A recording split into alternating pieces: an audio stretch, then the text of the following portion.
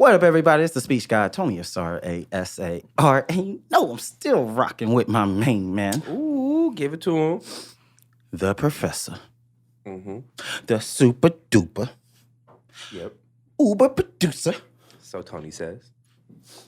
Podcast Poppy. Self-titled.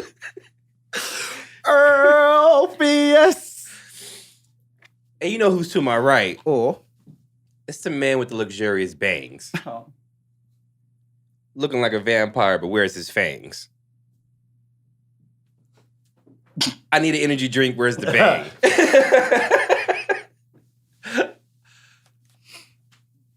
I got so high, I look like Chinese, so my last name is Chang. Ooh! I tried to rhyme. Did it work? It did. It's the one and only Tony Asar. Hey. Hey. Fingers.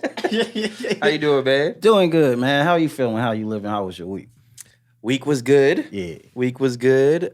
Very productive. Got cursed out by Paul Pierce, but we won't get into that. But I found out a free way to wash my car. A free way? Yes. Put me I don't know on. why people don't do this. Put me on. It takes a little bit of time. Uh-huh. You don't have to worry about being embarrassed. Just have to get over that part. Okay. But if you just pull up to the gas station, they got the little window wiper station there. It's already got soap, a sponge, a squeegee, and liquid. Are you serious? And it's going to clean your It windows. is going to clean your windows in your car. But your car can't be super dirty. But if it's like you're just trying to get a touch up, everybody, free car wash. Life hack. Go to the gas station, park it there for about 10 minutes, scrub your shit. Don't look at nobody. Don't let nobody deter you from the mission. You're saving money, cuz. Exactly. Because I had a few people looking at me crazy and I almost stopped. Then I was like, I need to wash my car and get gas at the same time. Killing two birds with one stone. You know what? I did discover that today, or a couple days ago. You know what? That's some ingenuity. I can't even telling be you, mad man, at that. I'm telling you. I don't think I'm ever going to want to have the time to do that. It was a little more time consuming than just buying the car wash and. I'll But pay I the saved $8. $14. I don't do the whole if I would do a car wash, I'm going to the best The option actual, you have. yeah. The $8 one, I don't. The $6 one, the $8 one, I don't trust that one. I always leave, walk out my car after I leave the car wash and examine my car, and it always looks like shit when I. It get the $8 one. Kind of do, right? Yeah, you need the $14 one. Give them incentive to give that extra soap and that extra scrub down. What's that costing them? Like 50 cents? They can't just Come on, throw it up man. in the $8 package? No, the $8 package is a fraud. For anybody who wants to know. But yeah, my week was good, man. How was your week? Week was cool, dude. Like, really been keeping my moods in check. So that's like... One for the home team. Yeah, man, it's kind of dope. Yeah. I'm not gonna lie. I've been out here like a normal person. That's good. Yeah. How's it feel walking in normal shoes? It feels great. I finally seen the world for the first time. I'm not in this world of hysteria and chaos. Oh, going up okay. and down constantly. That's why you got the Book of Eli beer going on? You know. It's just like you've been trekking through the world, seeing everything for the first time, and it's just like had to fight off some people. Yeah. Nah, but... You banging on me. I don't like this. Because he's got the hair... And then he's got the beard, both things I can't do. And he just wants to bang on me right now. That's what you're doing. Because before you used to have it all clean. But now I think you try and test me right now. Like, yeah, I bet you wish you could do this. That's why I'm getting abs in 19 episodes. What, episode 100, right? We said that. Yes. We said that, I right? still got some time. Golden God bod. Golden God bod. I still got some time. Hey, you do got the arms of a golden god. Thank you. Yeah. Thank you. But everything else is lacking. It's very non-godly. Yeah, you know what I'm saying? I was walking through Target and I was like, ooh, that person got ass. Oh, that's my reflection. What the fuck? What, I got a donk? I should not have a donk. I'm a grown-ass man. This about a bitch. What the fuck? So I gotta get rid of this donk. I can't be walking around with this. I don't know what y'all don't understand the struggle. But I'm happy that you're walking in normal shoes. Yeah. You know, proceeding with therapy and doing your thing. Yeah. You seem like a more calm and a centered person. Yeah, like you know what kind of Tony you're gonna get now, right? Yeah. It's like, you know what being bipolar is like? It's like being on an unfun roller coaster, screaming off, but you're the one controlling the damn thing. Oh, that's trippy. Yeah, that's hate roller coaster. So me like controlling it at the same time. That's pretty scary. Yeah. But you know, shit. Enjoy the ride. I'm starting to. I'm starting to. Hey, 3 fist pounds in the first 5 minutes. Oh, we like connected. We're connected. Hey, man, what was your favorite part of the Thought Fest? Can I tell you my least favorite part of the Thought Fest? Yeah. I think it's mine too. I'm not going to mention no names. It is mine too. But I was having a great time. Like, I was having a great time. We were working, doing our thing. And then we pulled some young lady to the side to ask some questions. And after the third question, I felt like she was feeling dumb because of the question she wasn't answering correctly. Yeah. So when it hit to the fourth question, and I said, name 5 countries in Africa. Yeah. Now, come on. Ethiopia, Egypt, Morocco, Nigeria. Yeah. Libya. Niger. Come on, like, just think. Kenya. Djibouti, Kenya. Yeah. South Africa. Like you never seen the Olympics? Madagascar. There's a lot. Yeah. Yeah. She said, look, I didn't come here to answer trivia questions. This is a hip-hop show, if you didn't know. Oh, if I wanted to mush somebody so bad. Bitch. Like, and she killed my entire mood. Because she tried to make it feel like we were doing something wrong by just asking comment-based questions at a festival. Yeah. And I get it. I semi-get it. I don't really get it, actually. No. She didn't want to look stupid on camera. That's what it was. I mean, I get that, but at the same time, man, these we play games, man. We're not giving trophies. It's not first place, second place, third place. I was giving $5. Yeah, that's what I was trying to do. And then she instantly, when I said, you want $5? She was like, I don't need your $5. I was like, oh, you a lady with integrity. Okay, I see. She was like, yeah, I'll answer your questions, but you can put the $5 away. I was like, damn, lady. Yeah. Like, judging by your outfit, $5 would go a long way. But let me just be nice. Let me be nice. Don't name yourself after a late night talk show host that's famous. And let me just be nice. Oh. Let me just be nice. I really felt some type of way. I'm not gonna lie. Yeah. My ego was bruised a little bit. I can admit that. I'm a grown ass man. But like, we there to have fun. You could have answered all the questions and at the end say, you know what, can you just not use any of the footage because I didn't feel comfortable? Then I'd be like, for sure. Yeah. But just to make us feel like we doing something wrong, bitch. Out the way. I almost did it.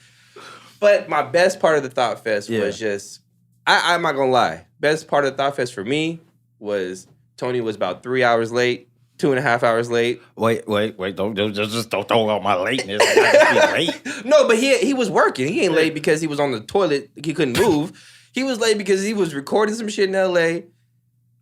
And he was late by our standards. Like, it was still early for the fest. For the fest, yeah. What I mean is, you got there and then instantly got into go mode. Yeah. And like, it's cool seeing Tony Asar like walk in. Kind of sweating because it's hot as shit outside. I saw the footage. I was sweating. Kind of sweating. And he said, what you need me to do? What you want me to do? I got you. I said, let's go out there. Let's start hitting the people. Boom, go mode. And Tony activated go mode and just the energy and everybody gravitated to what we were doing. Yeah, man, that's my favorite part. Selfishly, my favorite part of the Thought Fest. Hey, man, thanks, man. I don't know what that says about the performers, but I'm not trying to even go there. No, there was some good performers. The performers were fired. I mean, shit talking about. I'm sorry. That wasn't for the performers of Thought Fest. This is for the that we was talking about earlier. But the performers. Your followers are fake. Okay, anyways, I did research. What? Let's say that. We're gonna see it. All right. Yeah, we're gonna cook. We're gonna cook after. We're gonna cook after. But no, the performance. I dug the performance, and you know what? Shout out to the Common Ground stage. That stage was rocking. Villain Park, CB Crooks, Noah. Whatchamacallit?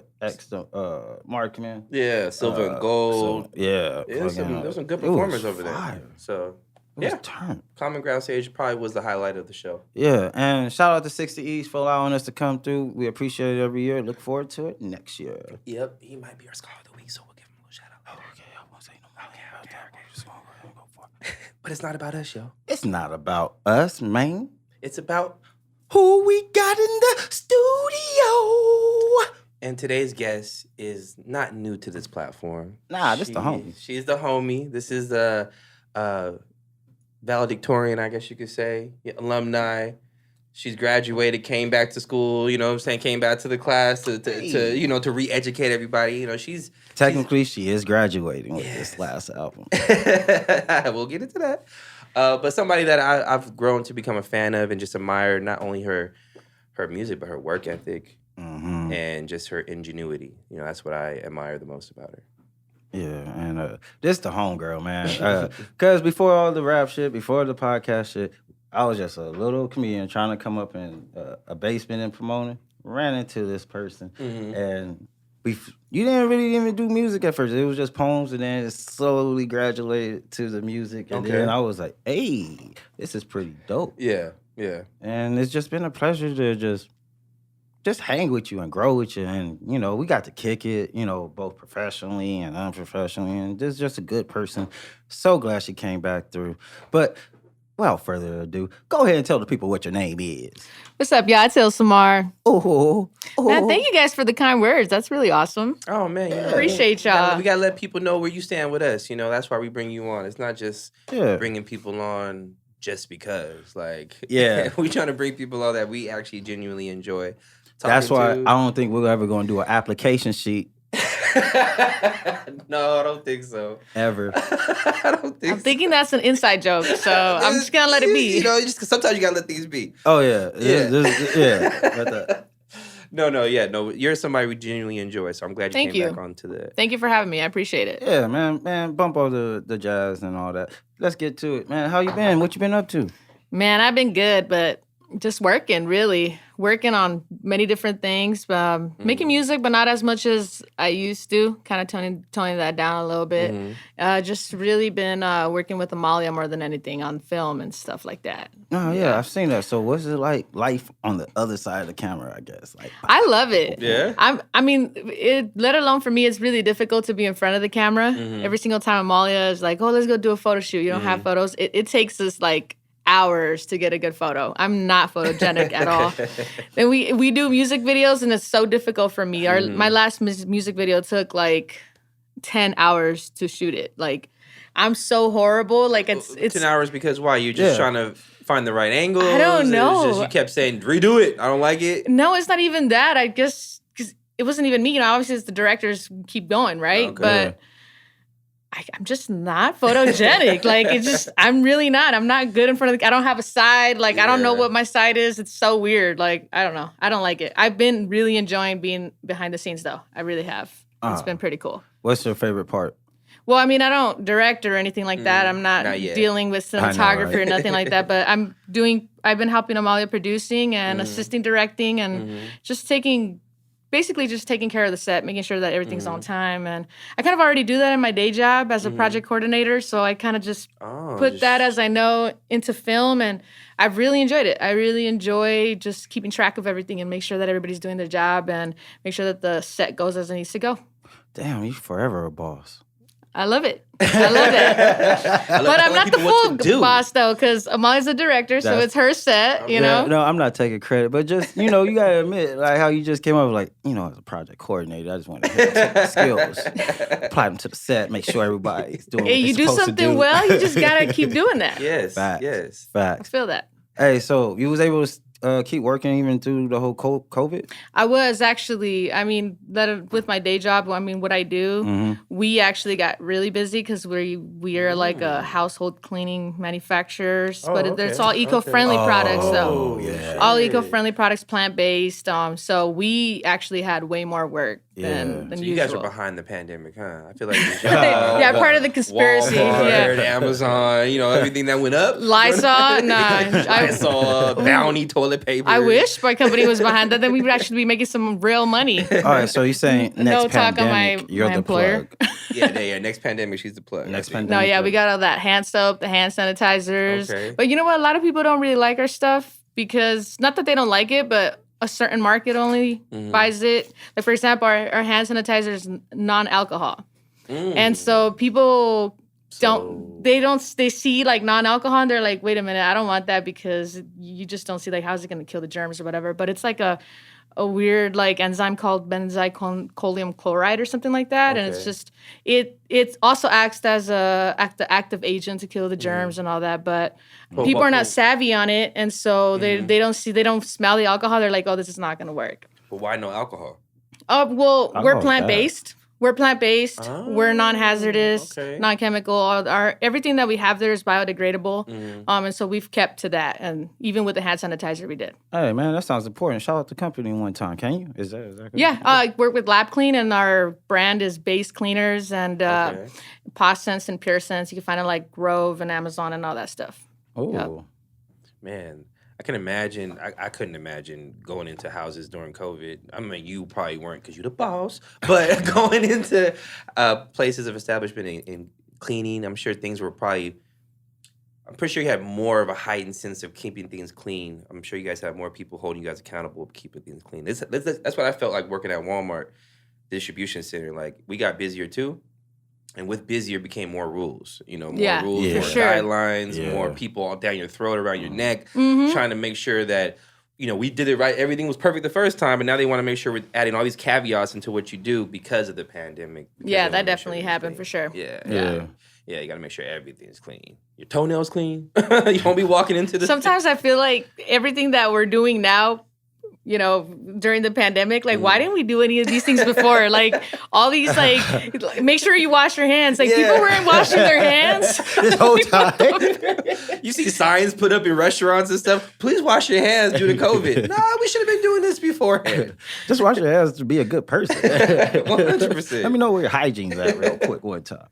So how is directing, how's it helped you with your music career on the other side of the lens? That's a good question. Black baby. Wow, it's kind of stumping me right there. But let me think on it for a second.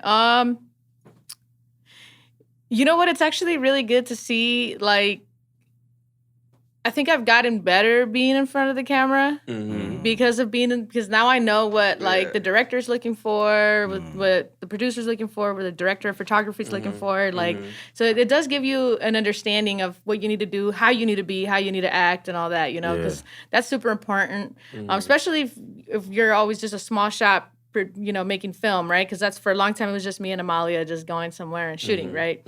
But now that we've actually been able to like hire a crew and have an actual real set, like understanding exactly where the artist needs to be, and also understanding that artists need breaks too. And they, the green room is something that I didn't really understand. I was just smoking weed, huh? Yeah, but the green room is so important because, we just did a shoot not too long ago for The Thought, actually, The Thought in Senso, and that was a really long shoot. It was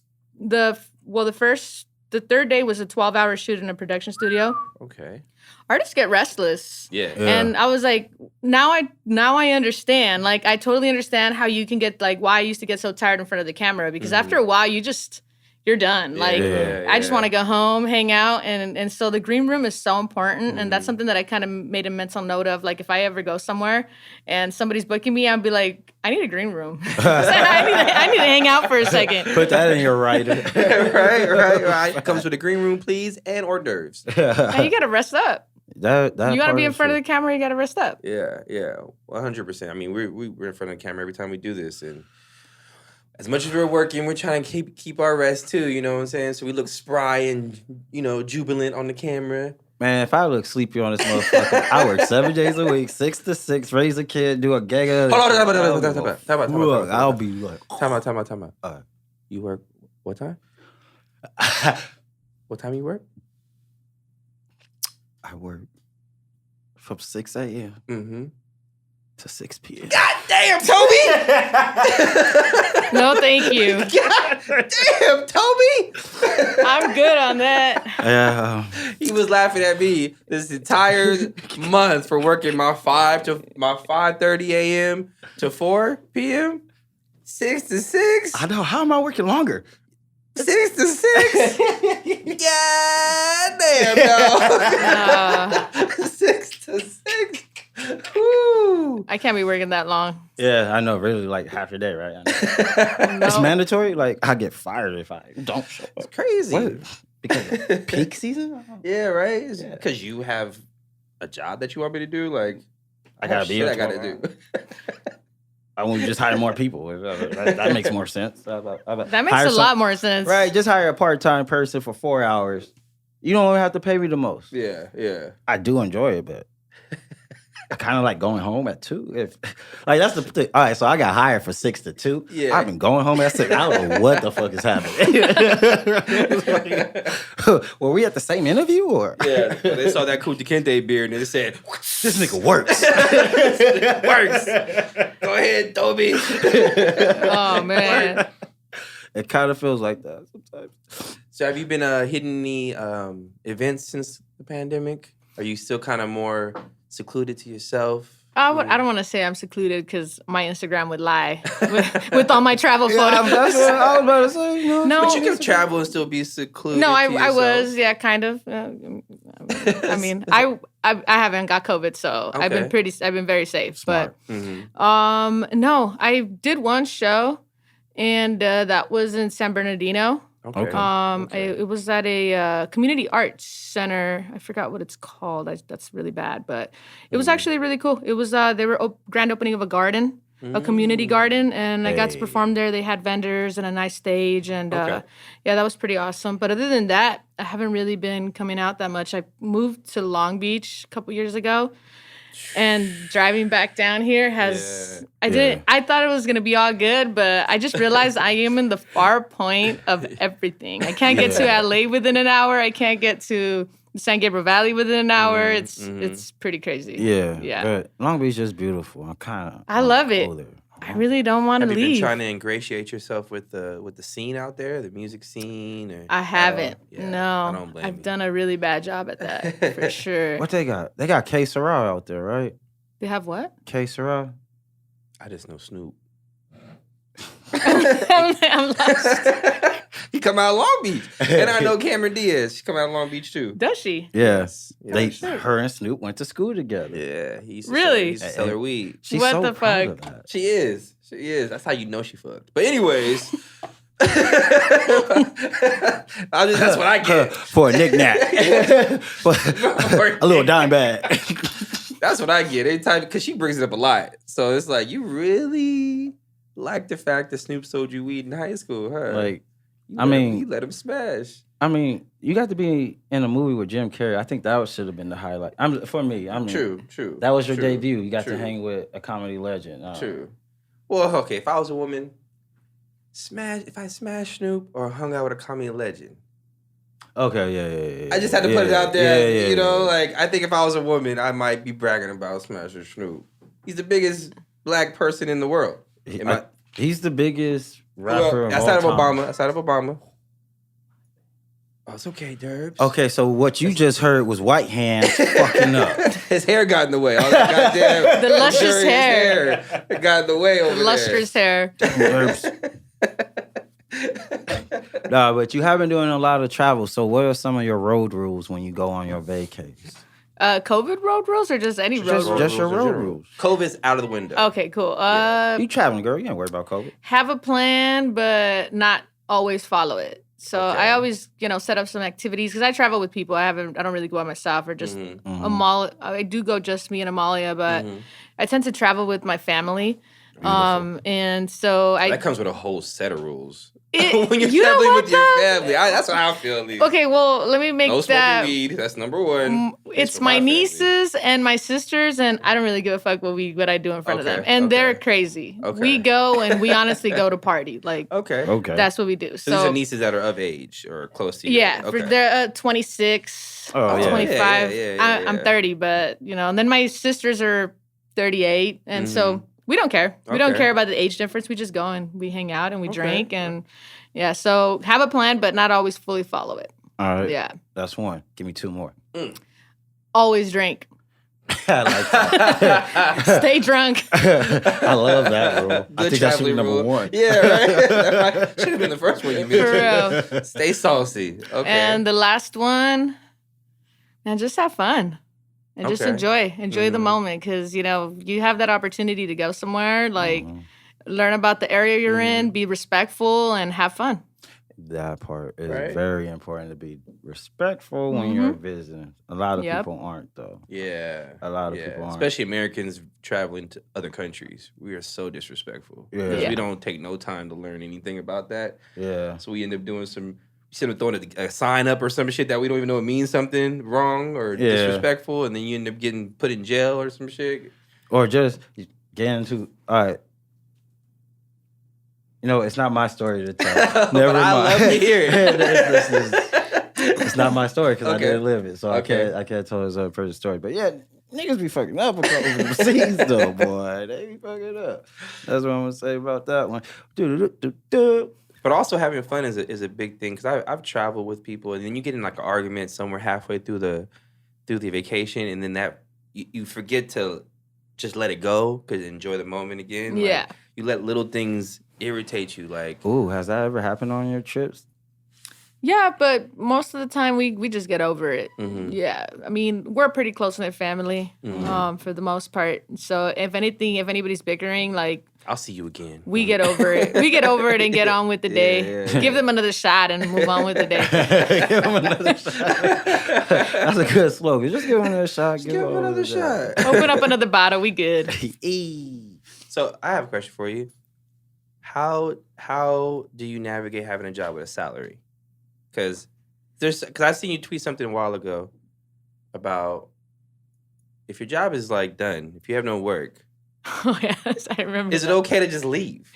Oh man. And I'm dealing with kind of the same thing, because I have a job with a salary, and there's certain days where it's like I'm just looking around like I don't need to be here. For real, I get that. And my pay's locked. Yeah, my pay's already locked in. Yep. So I'm out. Like I did a pretty good job today. Did a pretty good job. I have nothing to do.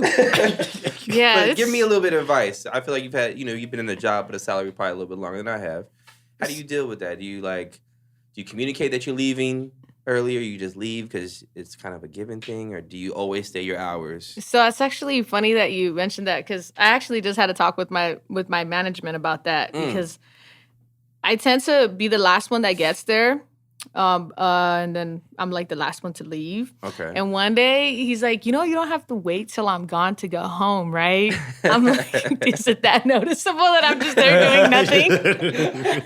And he's like, look, it's all good. Like, he's like, you're on a salary. Like, your contract fully states that if you came to work even for 5 minutes, you came to work. I was like, damn, you shouldn't have said that. Right? And so, Pandora's box. Obviously I'm not going to take advantage of it, but ever since then, though, now it was getting to the point where we were really, really busy, and then I got really, really slow. Because for a long time, I've worked there for 6 years, and it's a very small company. But we recently hired my manager, and when he came in, the company obviously started growing, and staff started growing. So before, I would just kick it. Like, I wouldn't leave because I was closing up. Yeah. But I would just kick it, hang out, and probably shouldn't say this in public, but I was literally just working on like stuff for my music, my website. And but now it's like there's people in the office, and I'm like, all right, let me stretch this email for like 5-10 minutes. Proofread this thing 88 times. Okay. But we had a pretty cool conversation, and he approached me. He's like, you're on salary, honestly. Like, if you want to go home, go home. Like, we provide you with a laptop. Get the rest of the hours at your house if that's all you have to do. So it's been pretty cool. I've learned how to manage it more. I go in at 8 and I'm supposed to leave by 4:30, but sometimes I don't come until like 9 a.m. and nobody cares. If there's a meeting, I obviously got to be early, but I go in late and then I leave anytime between 3:30 or whenever, and I just dip, and I take like an hour and a half lunch sometimes, and nobody tells me anything. So that is so beautiful. Right? But I get my work done. And let's describe your lunches real quick. How's your lunch going at your job? About 7 minutes. So when I work from 6 to 6, it's so busy that I don't get a lunch break, and you just gotta eat your food right there. So they got y'all standing up while you working, eating a Wobble Grill bowl. That's horrible. At least the burrito. Yes. Yes. Yes. Goddamn, Toby! Man, we gotta get you another job. High key, low key, but they pay me every week. Yeah, sometimes that weekly pay is clutch. It is. Sometimes like banking on some money the next week is clutch. And I'm just like, I want to move. Like I want stuff, and I don't want to go through the chaos of going through another job, going through orientation, faking drug tests. Yeah. I get that. But I do need another job, right? Yeah. I told you, man. Let's get our body right and go strip. That's not a bad idea. One move But I could do with my strip clubs. I'm not trying to see you. You ain't trying to see me. Fair. We both dominate our own strip clubs, and we get It's a really good idea. And You know then what I'm we saying? link back up. We link back up. Mm-hmm. Yes. I'm with this. Right? Right? When I get this Greek god body up here, I might start stripping. What is it, 12 episodes? 16 episodes? 19 episodes. 19 episodes. 19 19 episodes. episodes Nigga, you ago. better change that diet. I was at the Thought Fest too. I was looking around. I was like, goddamn, it's a chili bowl. When my homegirl Moni had that chili bowl with the Fritos in it. I was like, girl, you better get away from me. Like, I'm about to rip that off your hands right now. That shit smell good. Get away from me, girl. Chili Fritos and cheese. I was trying to be super good at the Thought Fest. I didn't eat nothing, actually. Actually, yeah. That's not healthy either, though, so. Nah, it's not. Nah, but we had a lot of alcohol. Well, that's all you need then. Yeah, You're exactly. good. You're exactly. Yeah, he reminded me because it was hot as shit. And he was like, look, get some alcohol. You won't feel the heat. You gonna cold cool down. beer. That's all had you some need. Cold beer. Next thing you know, I felt like it was You can't feel 78 Mhm. degrees. I was like, oh shit, it feels good. I don't know what this witchcraft is, but every time I go to Vegas, I'll be like, damn, I need to get some liquor in me. Then I get the liquor in me, I'll just be walking around like it's 100 and 114 weather. Like, picture. Oh, man. So, I have a question for you.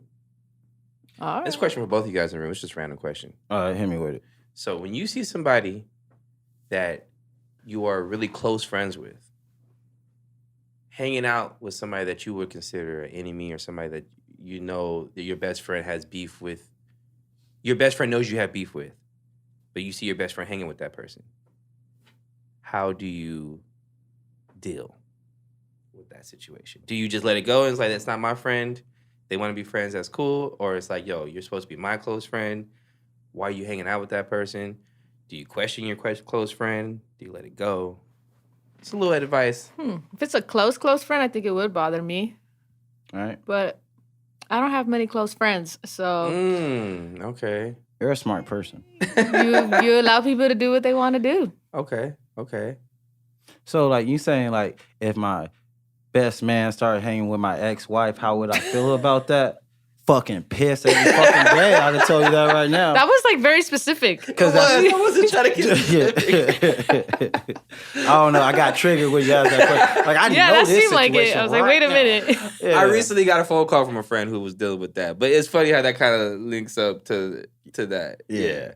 I think for me personally, if I saw my close friend, like if I saw Tony hanging with a blonde girl who named herself after a talk show host, and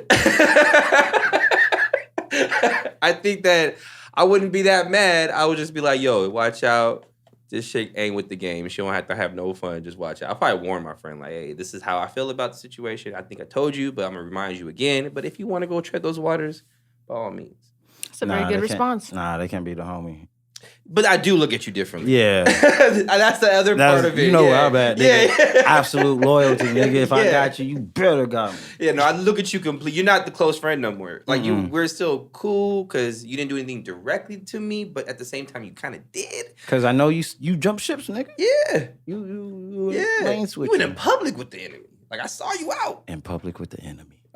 Produced by Brandon Earl.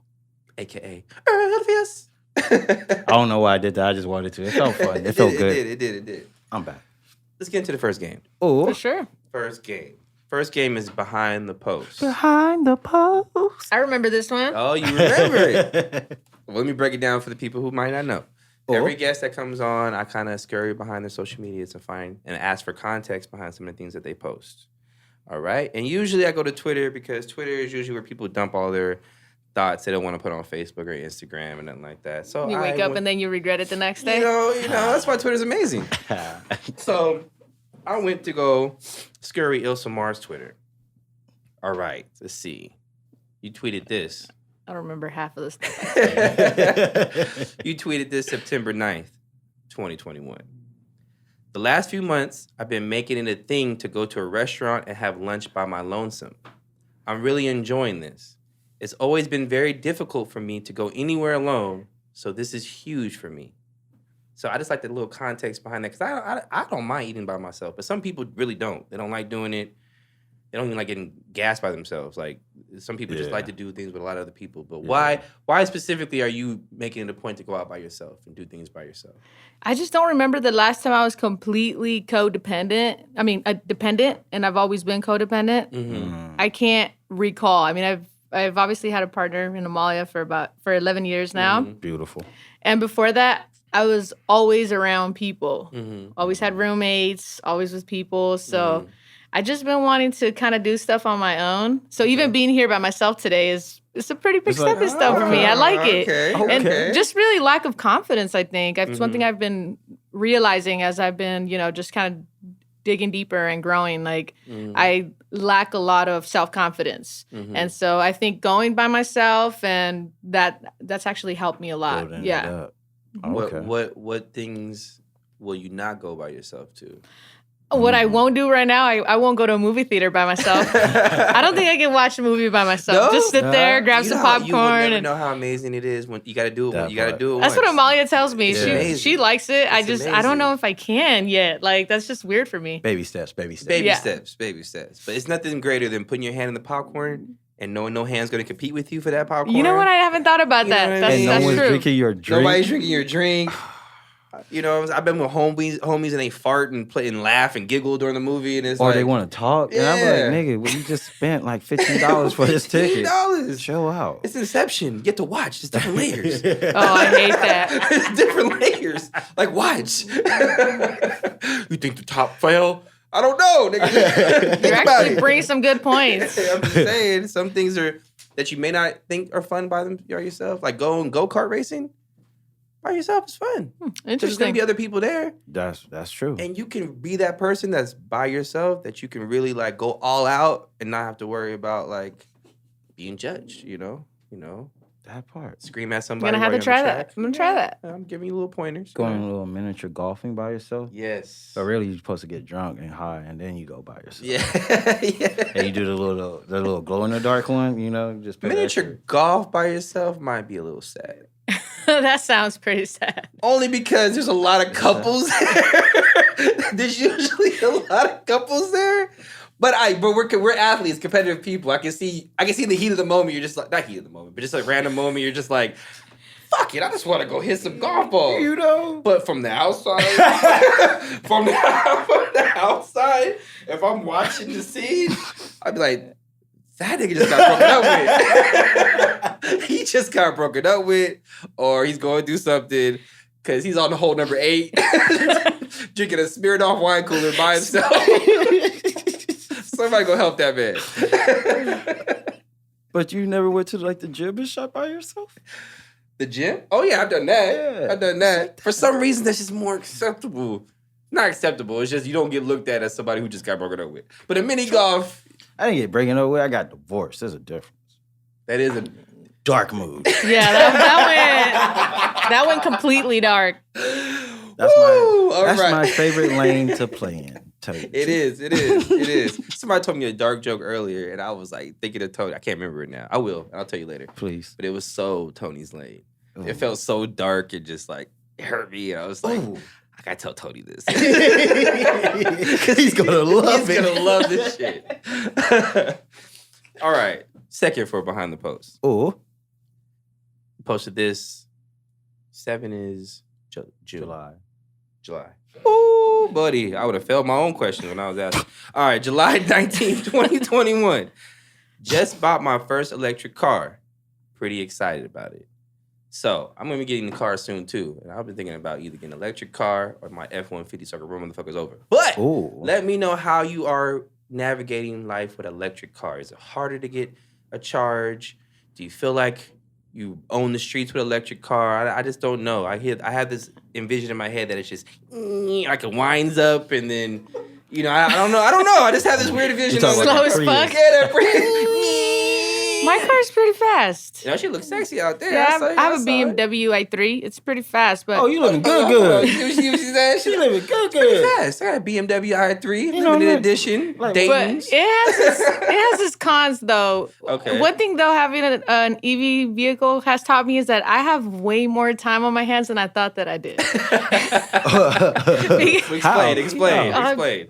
So most of the time you're like, damn, I don't have enough time. The day's just going by slow. But having to find a charger, sit there, charge the fucking thing, and you're like, dude, I really do have a lot of time. I just haven't been using it properly. And so that's taught me that time management, my free time. Because once I get off of work, I just want to chill. If I'm not doing something with music or film or my day job, I just want to chill, binge Netflix, and hang out. Yeah.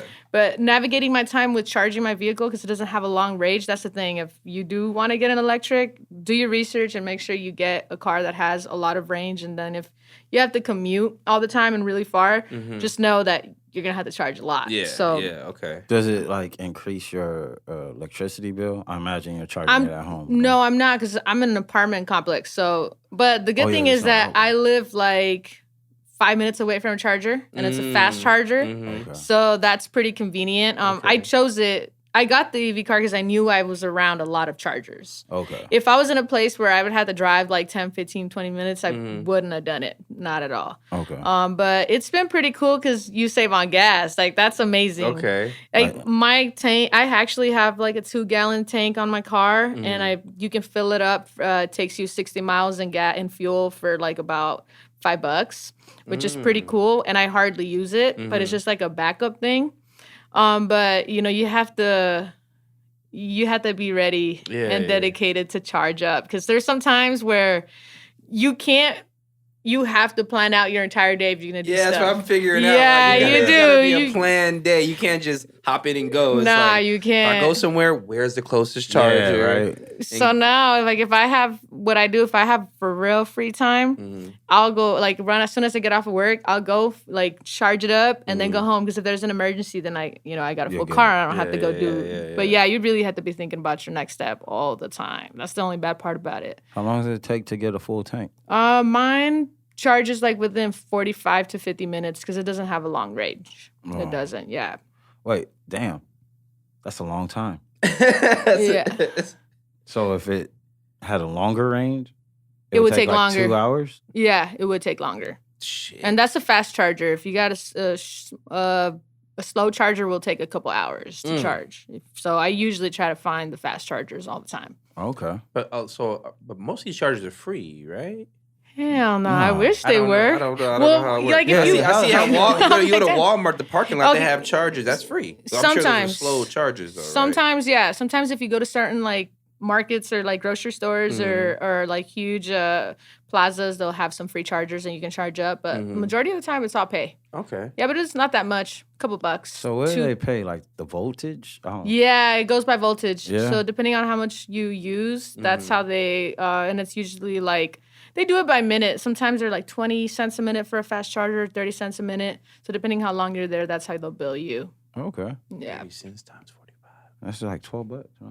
Yeah. Something like that. I'm only paying $3, $3.45 at the most. $3.45. So you paying a pack of Swishers for a full tank. Basically, I like it. Well, what are we doing wrong? I did the math. I was like, damn.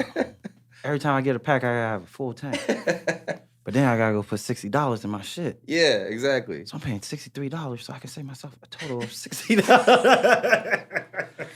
Walmart distribution center. Free charger and it's fast. That's good to know. Just letting you know. That is good to know. That's what got me thinking about because I work at one and I see them outside parked and filling up. I'm like, this must be nice to be working and knowing your car's getting charged by the time you come out. I would love that. You know what I'm saying? Yep. So, and they're open 24 hours. So if you ever just need to pop over there and just that is really good to know. And also so is it a one size fit all charger type thing? No, there's different kinds. I don't know what mine is called, but I think the Tesla obviously is like the most powerful charge you can get. And then there's some cars, I think like the Nissan Leaf only has like this one output. Mine has two. So the 2 one, if you have I don't even know what it's called, but if you have the one that has 2 inputs, then that's the fastest one you can get, other than the Tesla, because that one's like the most powerful one. But then you have cars that only have one of the inputs that I have, and that one is pretty slow. Yeah. Right. I don't know the difference, to be honest. No, shit. You still schooled us on something. Put us on game, for sure. I need a 2 thingy in my input. Exactly. There you go. Well, my last question is for electric cars. What made you get your car over the Tesla? Price range or? Definitely. Okay. You said BMW i3 limited edition. I didn't say limited edition. I mean nice stuff. I threw that on there, but I'm just saying. No, I got a pre-owned. I got a pre-owned, 2016, but I chose it because it only had like 20,000 miles on it. Oh, sweet. Yeah, I personally think whoever bought it was commuting for really far and they like regretted it right away and they're like, nope, this isn't going to work for me. And so they probably just took it back in and traded it in for something else. So I got super lucky when I found it. Yeah. Okay. All right. So my last question. Oh. Yeah, I got one of those too. Right? Like, come on, I'm working, girl. Why you texting me? And we tell them. Like, I ain't working. Every Sunday, we tell them. Why you texting me? They need y'all. Y'all got to respond. Like 3 phone calls. Sorry. All right. Last for Behind the Post. You posted this May 31st, 2021. Missed Calls really might be the last album I put out. Not sure I have another body of work in me. I'll put out singles, but mainly I'm going to start focusing on video production with Amalia. I'm in a new headspace, and I'm completely at peace with not consistently making music. So we kind of touched on this before, but we didn't touch on the fact that you might not be making music anymore. What's the deal? Oh, yeah, let's get into it. What's up? I'm not sure. It's not like I woke up one day and just decided that. I think it's been a long time. I think during the pandemic, it kind of just made me realize, there was a lot of free time in the beginning. You weren't really trying to go out, right? Yeah, so I really wasn't working on music. Like, it was the last thing on my list. And I don't want to do something if it's not the first thing that I want to do. And so I want to make sure that I give my best. Not to say that I didn't give my best in Missed Calls, but if I want to do something and it's going to be my number one thing, I want to make sure it's completely consistent. And I realized during the pandemic that it wasn't. And so I felt like it was a good time to just take a step back and, music is an investment. And especially as an indie artist, if you don't have anybody backing you and you're really trying to get your name out there, it takes money. It really does. And so after a while, it got really difficult to invest in it. I'm going to invest here and I don't invest there. And I have it easy because Amalia's a film director. So, she can do videos for me. But even then, you still have to pay to get a video done. So make sure that you have all the right stuff there in front of you. So I felt like it was kind of time to do something different. And I've really grown to want to help Amalia build her production and just let her now be the creative person and be at the forefront, and I can play the background, which I'm completely okay with. And it's been really fun because I know she's been wanting to do this for so long, and she graduated a couple years ago. Okay. And so now it's just like time to kind of put the work in and see what she can do, because I know she can do a lot of good things. I know we just have to put in the work, and she can be doing this full time. So that's the plan. I'm just going to be right behind her with everything. See, that's love right there. That's so beautiful. You know what I'm saying? I'm not going to lie. That hit me in the heart. That's what's up. See, man, we've had other people on this podcast. We've talked about the pandemic. Everybody else has been like, I took the time to bunker down and I worked hard and I came out the pandemic much more rejuvenated to keep the music going. And it's interesting to hear a different side to where you just like you might have fell in love with something different, or you might have fell out of love with what you once were in love with. Exactly. During the pandemic, which is interesting. Like, I think there was certain moments. I love podcasting. There was just certain moments during the pandemic where I was like, man, we're just going to keep reinvesting in this. And then about 10 minutes later, I was like, fuck yeah. You know what I mean? Like, I felt that. But at the time, that was my passion. That's what I'm in love with. That's what I want to keep doing. I still in love with and want to keep doing. But I couldn't imagine pandemic is a vulnerable state where like something could have came in my life that would have deterred me very easily. I think it's such a vulnerable time. The pandemic, it was everybody was kind of lost and didn't know what to do and grasp at anything that seemed tangible. Yeah, that was a wild time. People were that's a accurate description. People were just grabbing. That's what I go back thinking of. So like, it's just amazing that you came out of it finding a whole new passion and ready to go forward. I'm sure you're gonna miss doing music. And from the tweet, you're not gonna stop. I'm not. No, I actually already have some singles I'm working on. Oh, okay. Nigga, this ain't no retirement album. The fuck? I'm just not gonna put out any albums. Okay. And I think the singles will just decrease and decrease as time goes. I'm gonna put out some stuff, some Spanish stuff, and then I don't know. Like I guess what I don't want to do is I don't want to fully like monetary invest in it. Not that I want to say that I'm only doing things for the money, but a girl got to eat, So talk that shit. Like I'm a grown ass woman, like I have to take care of myself. So right now I'm looking at what investment I feel really excited about, and that's film. That's Amalia, and I'm not excited about fully investing in music. So I'll do it here and there, and I'll put out stuff, but it's gonna be just for me. And if people listening to it, that's fucking awesome. But I'm not going to be doing it to be like, okay, I need to get a show, I need to do this, or I want to go on tour. Like, none of that. Like, I'm going to put it out because I want to put it out because I see it as a form of therapy. But I'm not going to monetarily invest as much as I used to on it. I feel that. Well, thank you for participating in Behind the Post. That wasn't too hard, right? No, it wasn't too hard.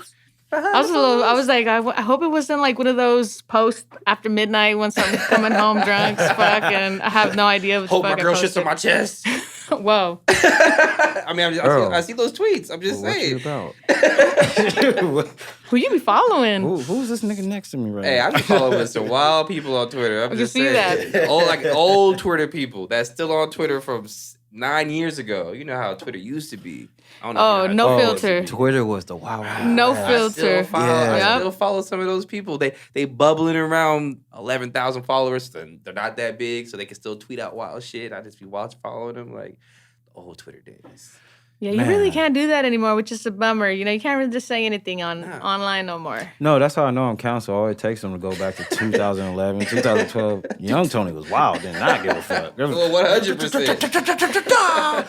You're going to have to do a search. Yeah, right. See what wild things you were saying. Just pop up some keywords and see what pops into my head and put Tony next to it. Oh, shit, that's how they find you, huh? Keywords. That's how they find you, keywords.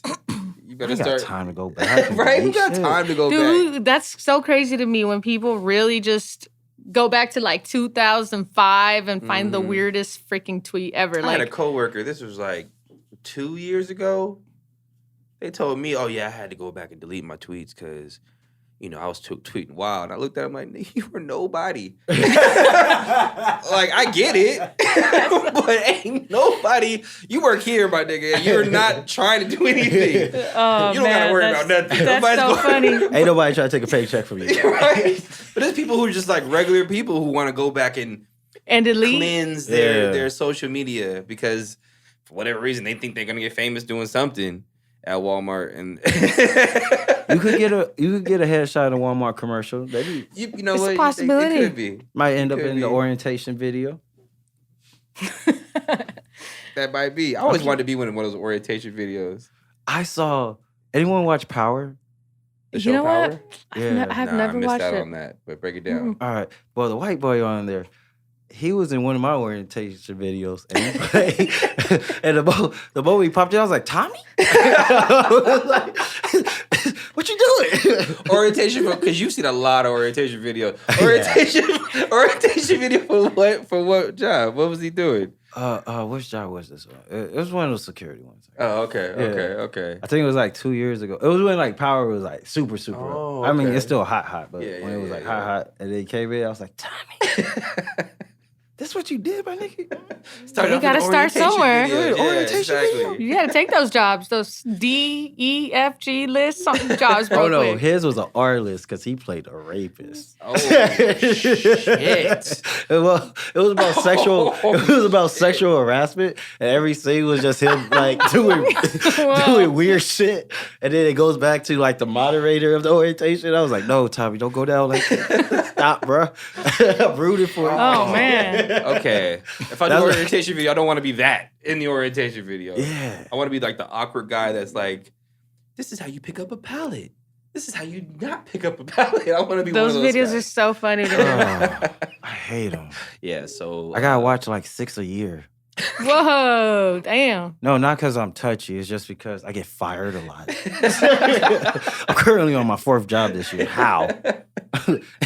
How? Hey, anybody who's out here unemployed and say they can't find a job, I don't believe you. I don't believe you. My man next to me stays with a job. Not the same one, but he stays with one. He stays with one. So I don't know how any of y'all out here struggling to find jobs. Hey, honestly, that is the greatest myth to me. I don't know. Like, what are you doing? Yeah. What are you doing? Are you trying? Are you trying? Most people don't want to work, man. That at the end of the day, I think human nature, most people don't want to work, especially now because we've been so conditioned to get our food, buy our food. We don't have to hunt it. We don't have to hunt for it. We don't got to build no houses and none of that type of shit. We're so conditioned to just get things for us that I think the act of working is slowly eroding from our society. Like the energy to work. Is that what those Tesla bots are for? Yes. Because till this day, I don't know why the fuck we need androids. Why do we need robots? To do the jobs that humans don't want to do. I don't like to wipe my own ass. I don't need a robot to do it. But if you had a robot to do it for you. But they have automatic bidets. Oh yeah, bidet is awesome. Hold on, automatic bidet. Yeah. It's just like you sit down and it just does it like smell your ass and it's like dirty? No, it like shoots the water up there. Yeah. But you don't press the button. You don't have to press the button. So how does it know when to shoot the water? That's what I'm asking. Motion sensor. Mm-hmm. Does like look at your butthole as soon as it stops pulsating? There's a camera in my butt. As soon as it stops pulsating, it's like, all right. No, it's like I didn't sign off on this. It's like a motion sensor in like the rim of the bidet. So once you like lower yourself into it. Okay. You're like, That's so Derbs would know how bidets work. You look like a brother who's indulged in some bidets. I feel like he made a bidet during bidets COVID. are very common in the UK where my family lives. So that's a roundabout of saying yes, you have indulged in a bidet or two. Yeah. Ah! So how was that? Oh, dude, it's heavenly. Toilet paper is like the worst invention of life. It kind of is. It really is. You gotta have wipes, man. Yeah, it wipes. Yeah, why aren't we? Wet wipes are the business. But not the way you wipe it. We already went over to how you wipe. Nigga, I just need one wet wipe. But how do you wipe? All right, so you gotta like wipe, and then you fold it. No. And then you wipe again, and then you fold it. No. And then you wipe again. How big is this wipe? And then you fold it. That is a shit white cake. Multi-layered cake. No. And then after, who am I? Go to building origami and shit. No. It's a shitbird. No. Nah, man. Cause man, the times I have roommates, I hate people that overuse toilet paper. I'm one of those guys. Now I don't overuse, but I definitely don't underuse. I'm definitely gonna like. All right, first of all, it's 2-ply toilet paper. See, but I and you talk about roommates. I had single ply. We were roommates. We was like we had money. We had put change in a jar just to get toilet paper. So we were getting the cheap. Whatever we can. I used to work at the mall, and I would take some of the toilet paper from the mall and throw it in my car. But you know, mall toilet paper is terrible. That brown shit. Yeah. So that's sandpaper. I got used to having to ball up a whole little basketball and just right. Earl, I need you to respect your booty hole. I need you to respect your booty hole a little bit more than just taking a gun of sandpaper and wiping it. Those are early days. I'm over that now. Oh, okay. I'm at the age now where everything has to be comfortable. I got to be comfortable with everything. I feel that. Right? Yeah. I can't just be doing shit willy-nilly no more. I can't just be like, ooh, McDonald's got a $1 menu. Fuck it. Like, no. At least if I'm going to do a burger, it's going to be Farmer Boys. Get a real burger. You know what I'm saying? Real burger, real fries, real drink. No more $1 menu for me. That's like boss talk a little bit. You know what I'm saying? I feel like I felt that as you was hitting it. You know I was what I'm saying? like, damn. No more $1 menu. It's a $1.50 menu now. So True, you skipped true. out on the best part. True. I want to talk to you about sports. Oh, man, that was probably my next question. Oh, yeah, my bad. I'm No, over go here stealing ahead. from Tony. I'm over here stealing from Tony. Go ahead. Like, Lonzo gets the ball stolen from all the time. Oh, damn. I see ya.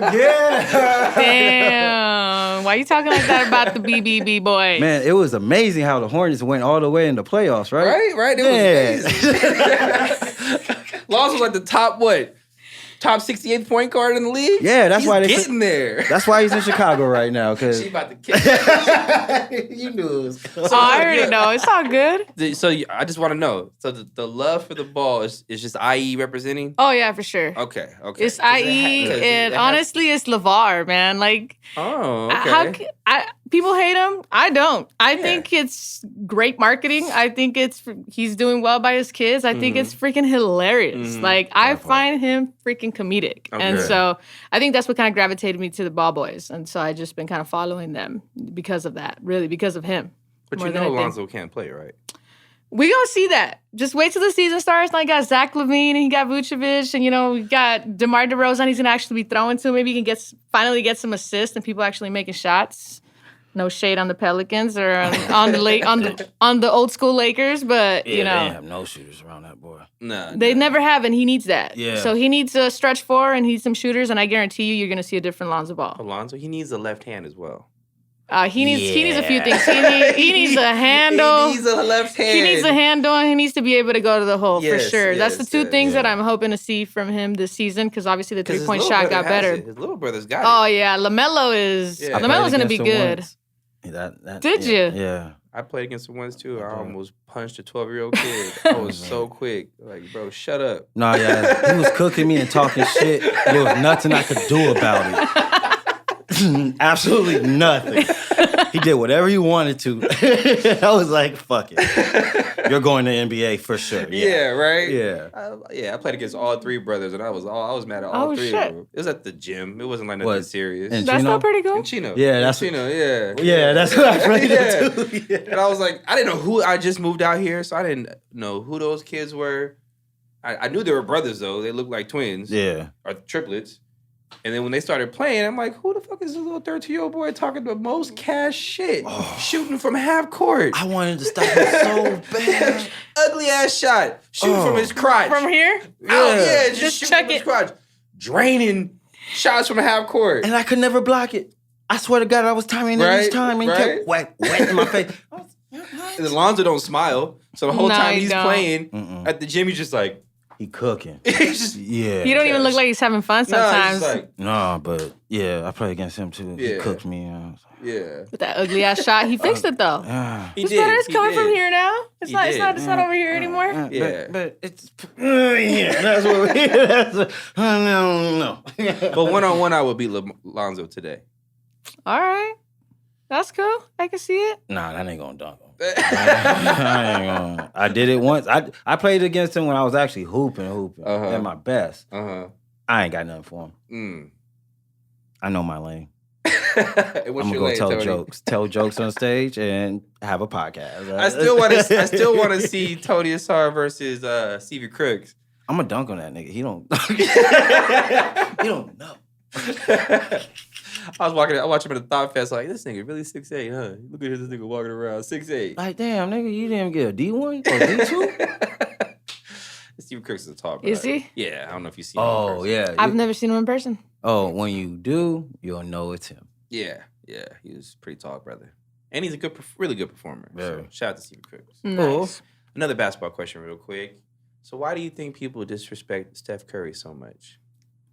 I know you ride for the Warriors and Steph Curry. She hella rides. She rides for I ride for Steph Curry, so because of that, obviously I ride for the Warriors. Yes. But why do you think he gets disrespected so much? Because that is a thing. yeah, it is, and it it really irritates me too. I can tell. That's it why really does. You got some theories in your head. You had enough debates and arguments with people. I think, one thing, he has a dad who's a famous basketball player. So a lot of people, I feel like he didn't really take the tough route to the league, which usually the majority of the time, that's how it is. 90% of the players, coming from really rough backgrounds. And so I feel like that's one thing. And then even though people catch him as humble, he really not, he be talking shit and he be doing some stuff on the court that I really feel like people get irritated by. When and then you shoot and turn your back, and then look at the bench, that was amazing to watch. But let me play against you, brother. I would be pissed too. Yeah. I would be mad too. Yeah, I wouldn't like that. I'd probably slap him on the back and I be like, boy, you look at me while you make this point. The biggest thing is, he went head to head with LeBron for so long, and he took a few away from LeBron. So I feel like that's automatically going to get him some hatred because it's LeBron James. He's basketball. So I feel like he has such a huge fan base where you have this dude, who's 6'3", and he's over here coming from Davidson, and he's breaking these shooting records and taking a few away from the king. I think that's going to hurt a little bit of feelings, but and he's breaking ankles. Yeah, it's Steph Curry, man. To me, it's like, it's one of those things where if you're not going to enjoy it, it's like LeBron James. I love watching him play. He's amazing. Why wouldn't I not enjoy watching these great basketball players play? Yeah. Because then I can talk about it once they're retired and once they're gone. So I think it's that. He took a few rings from LeBron, and people just don't like him because he's short and he's not humble. And he's not supposed to be that good. You don't have to, yeah. He's not supposed to be that good. When you're that good at something, when you're that good at shooting, like Michael Jordan wasn't humble. Oh, nah. Now, Steph's not Michael Jordan, but he's in that realm. Yeah. You know what I mean? And none of these people, like KG wasn't humble. No. Tim Duncan wasn't humble. He just didn't say shit. But Tim Duncan wasn't humble. These stars were not humble at all. They had their ways to brag about it. The fact that people point out Steph Curry, because I seen that too, like, he's cocky, he's arrogant. It's like, do y'all watch basketball? Like the greatest or any sport? Yeah, most people on the court who are really balling, they come across arrogant, and they should shit because it's a competitive sport. Yep. And the juice is flowing, and you want to do a little showboating. But I just find it funny that people really believe Steph Curry wouldn't be good in the 90s or the 80s. The defense would be a little bit stronger, a little bit tougher, but his handles are so immaculate. Yeah. Oh, man. You're not going to be able to stop him from dribbling. No. And at that time in the 90s, defense is not used to coming out to half court to block his shot. Yeah. He would have stretched, like he does now. He would have stretched the floor, and he would have been hard. He would have been impossible to stop like he damn near is now. So I don't see why people look at him and believe he wouldn't be successful. And people forget how slower the NBA was in the 90s. So Steph Curry don't got to be Westbrook speed game out there. His speed will work just fine. I think he's as fast as Magic. Probably faster. I don't know. Magic wasn't that fast. The way he pushes up the court. Yeah. Steph got a little bit of speed. He's just not high flying athletic. But what point guard was in the 90s? Was Stockton? Penny Hardaway. Penny Hardaway was. But what happened? Broke his leg. That had nothing to do with nothing. I'm just saying. Before that, he was the Kobe of the league. He was. I got respect for Penny. Thank you. I got respect. Gotta hate the injuries. Yeah, because D Rose, right?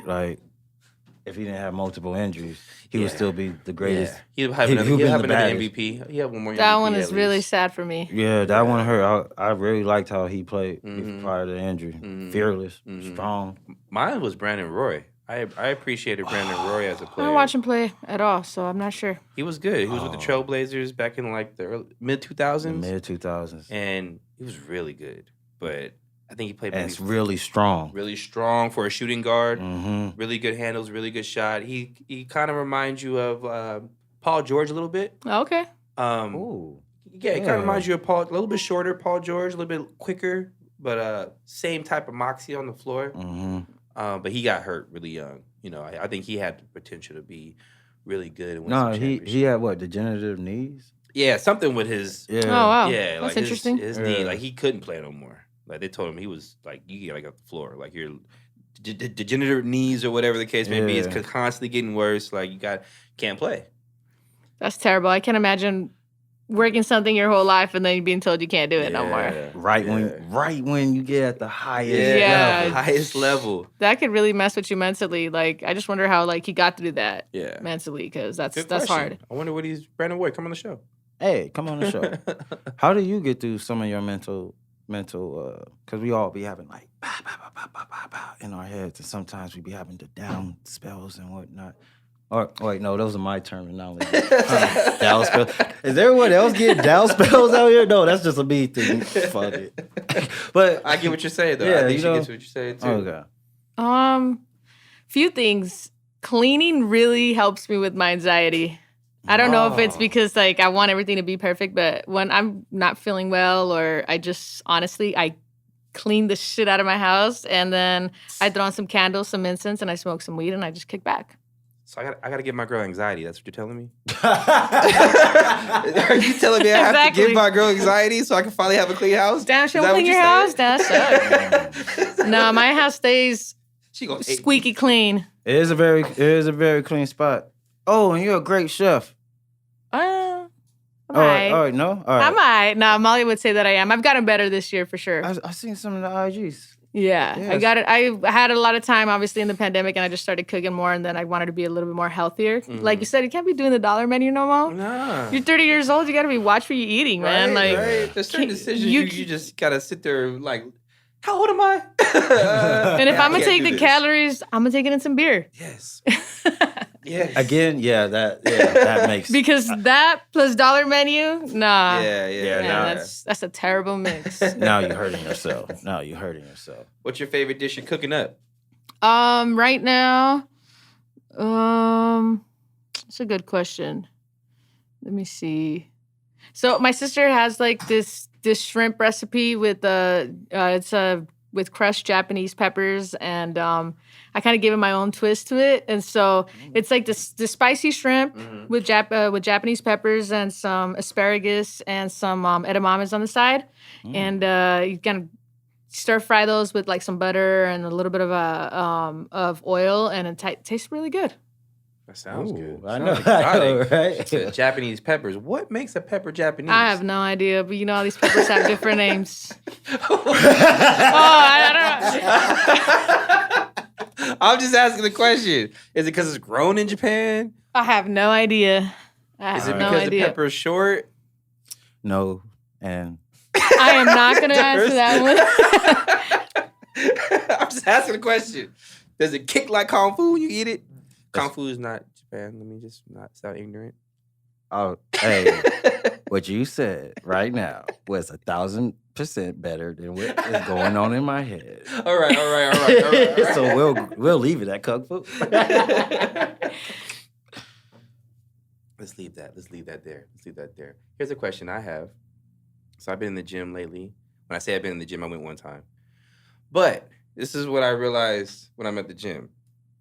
Why is it like impossible to not look at the old man's balls that's walking through the locker room? Oh, hey, do ladies have that? What is it like the old lady with the vagina? Boobs? Yeah, do you see that at the gym? I don't go to the gym, so I wouldn't know. You said what? I don't go to the gym, so I wouldn't know. Okay. But ladies who watch. Hey, if you're watching, it's a question because when I'm at the gym, I try not to look, but it's like looking at a car crash or something. You just can't not look because you've seen the old man balls. Those balls will be mine at some point. Not those exact balls, but my balls. The gravity's gonna hit me like it's hitting him. So it kind of look like, damn, is that what I'm looking forward to? Like, I kind of do the opposite. So what do you do? I just look at all the balls. Like, look. Get over with it? All right, let's go. Yeah, pretty much. I just get over with. I ain't gonna try to do none of this. It's like, all right, you're there, and you're there. All right, we're all here now. Oh, that's a good one. I just be wondering that. I was at the gym, the other day, walking through the locker room, and I just saw little old man's boobs hanging down. I'm just looking at my chest, and I'm like, oh man, this is what I'm looking forward to when I get older. Well, that's why you're going to the gym. Don't let that happen. But they in the gym. Well, maybe they weren't in the gym at your age. Maybe they're late to the party. That's what you're exactly. Okay. Perspective. But I don't know what they're trying to do because that's not going to go nowhere. It's forever saggy.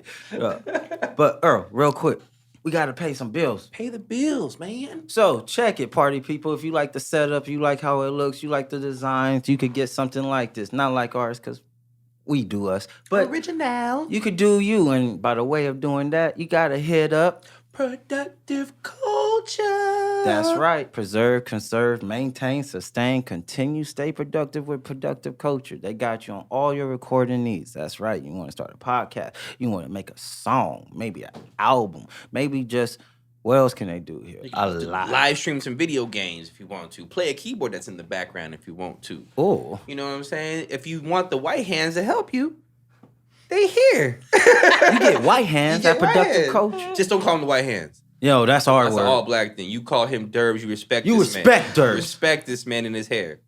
But outside of that. Come to Productive Culture. Culture. Get your podcast done. Yes, get your songs recorded. And just have a good time. Productive Culture. Stay productive. And we're back. That's how we pay bills here. You know I love it. You got to do it. Yeah. It's part of it. It's like a real thing now. A real thing. It's real. Keep trying to tell my dad, but he won't listen. Man. Dark move. Second game. Let's go. Second game. Second game is called Find the Cap. Find the Cap. Find the cap. Find the Cap. Basically, two truths and a lie.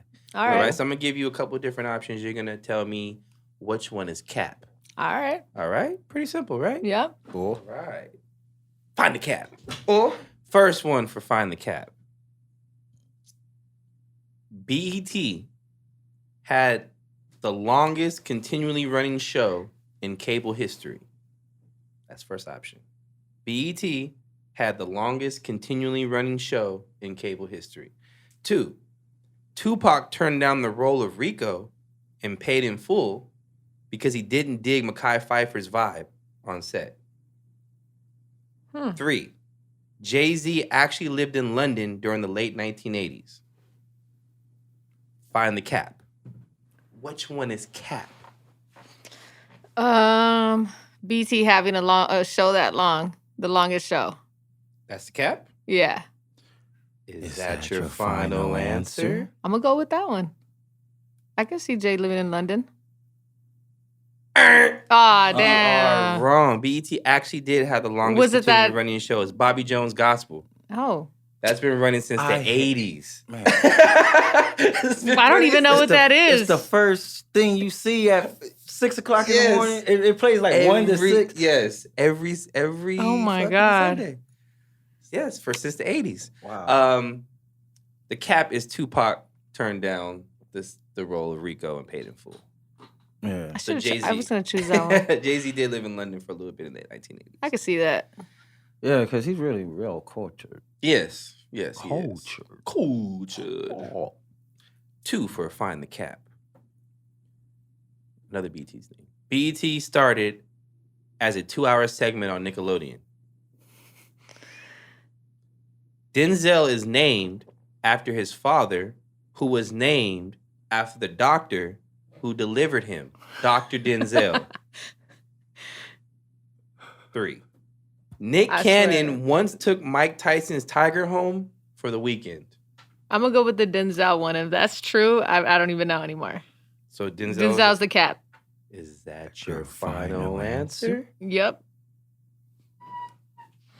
Are you serious? What that is a fact about Denzel. Denzel was named after his father, who was named after the doctor who delivered Denzel's father, Dr. Denzel. Wow, that's interesting. Wow.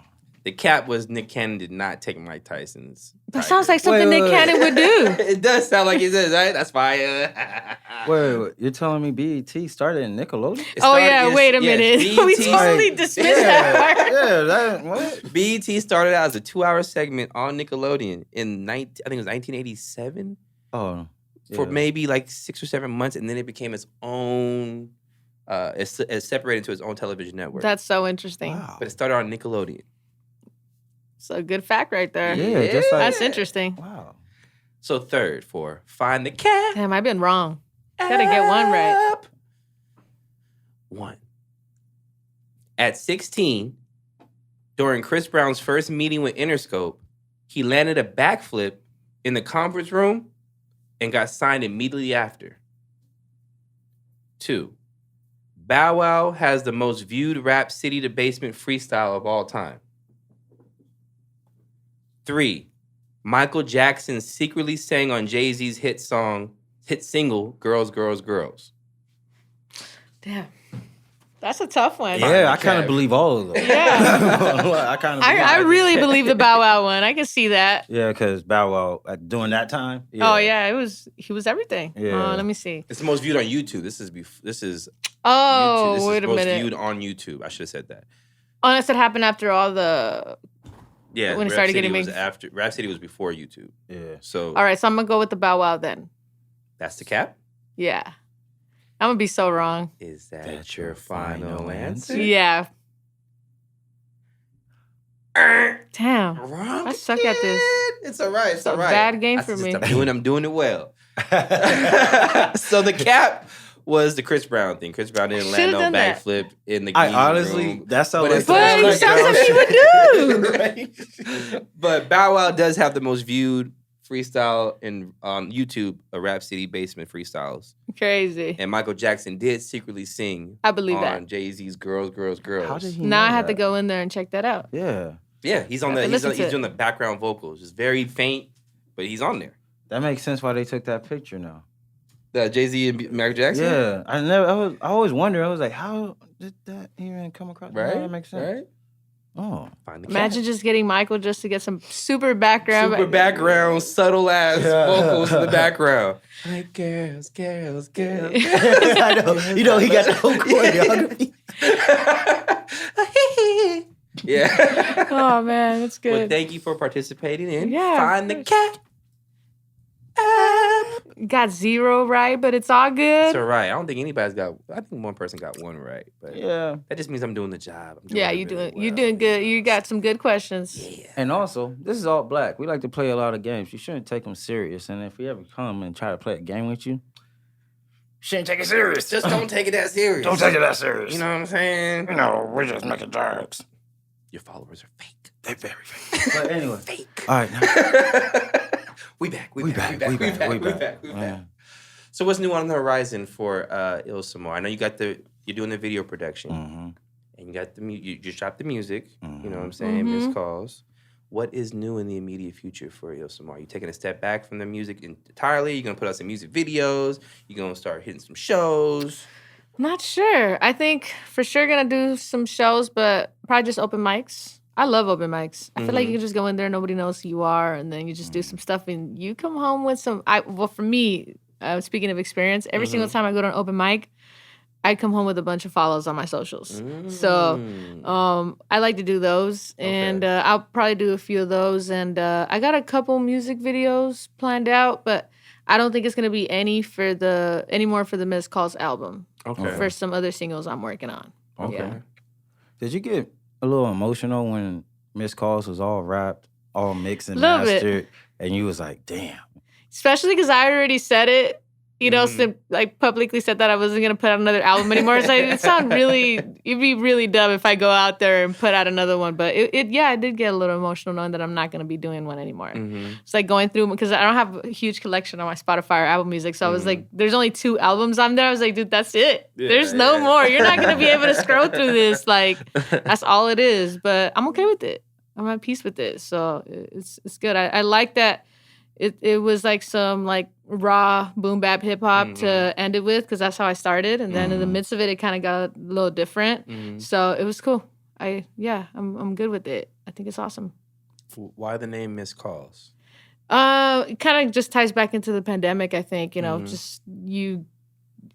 me it was just a lot of keeping to myself, and even when I was traveling with my family, even then. I would travel with them, but I wasn't seeing my family that much as often, and I was just kind of honing in on who I am and getting to know myself a little bit more. And I think that's what it turned into. Like eventually, I started racking up some voicemails of people who would call me and I would never answer, and so they just ended up being in there. And really, the name was an accident because I put out the single way before I even was thinking about writing an album, and I had like 3 other songs that beats that I was, because, Distract executive produced my album, and he gave me, huge ass selection. I chose a bunch of them. Then 3 didn't end up making the cut. So the album was pretty short. It's supposed to be like 11 tracks or 12, something like that. It didn't end up being like that. And then we added missed calls, and then I had a bunch of voicemails, and it just felt right. And we just put it all together, and it worked. Okay. Yeah.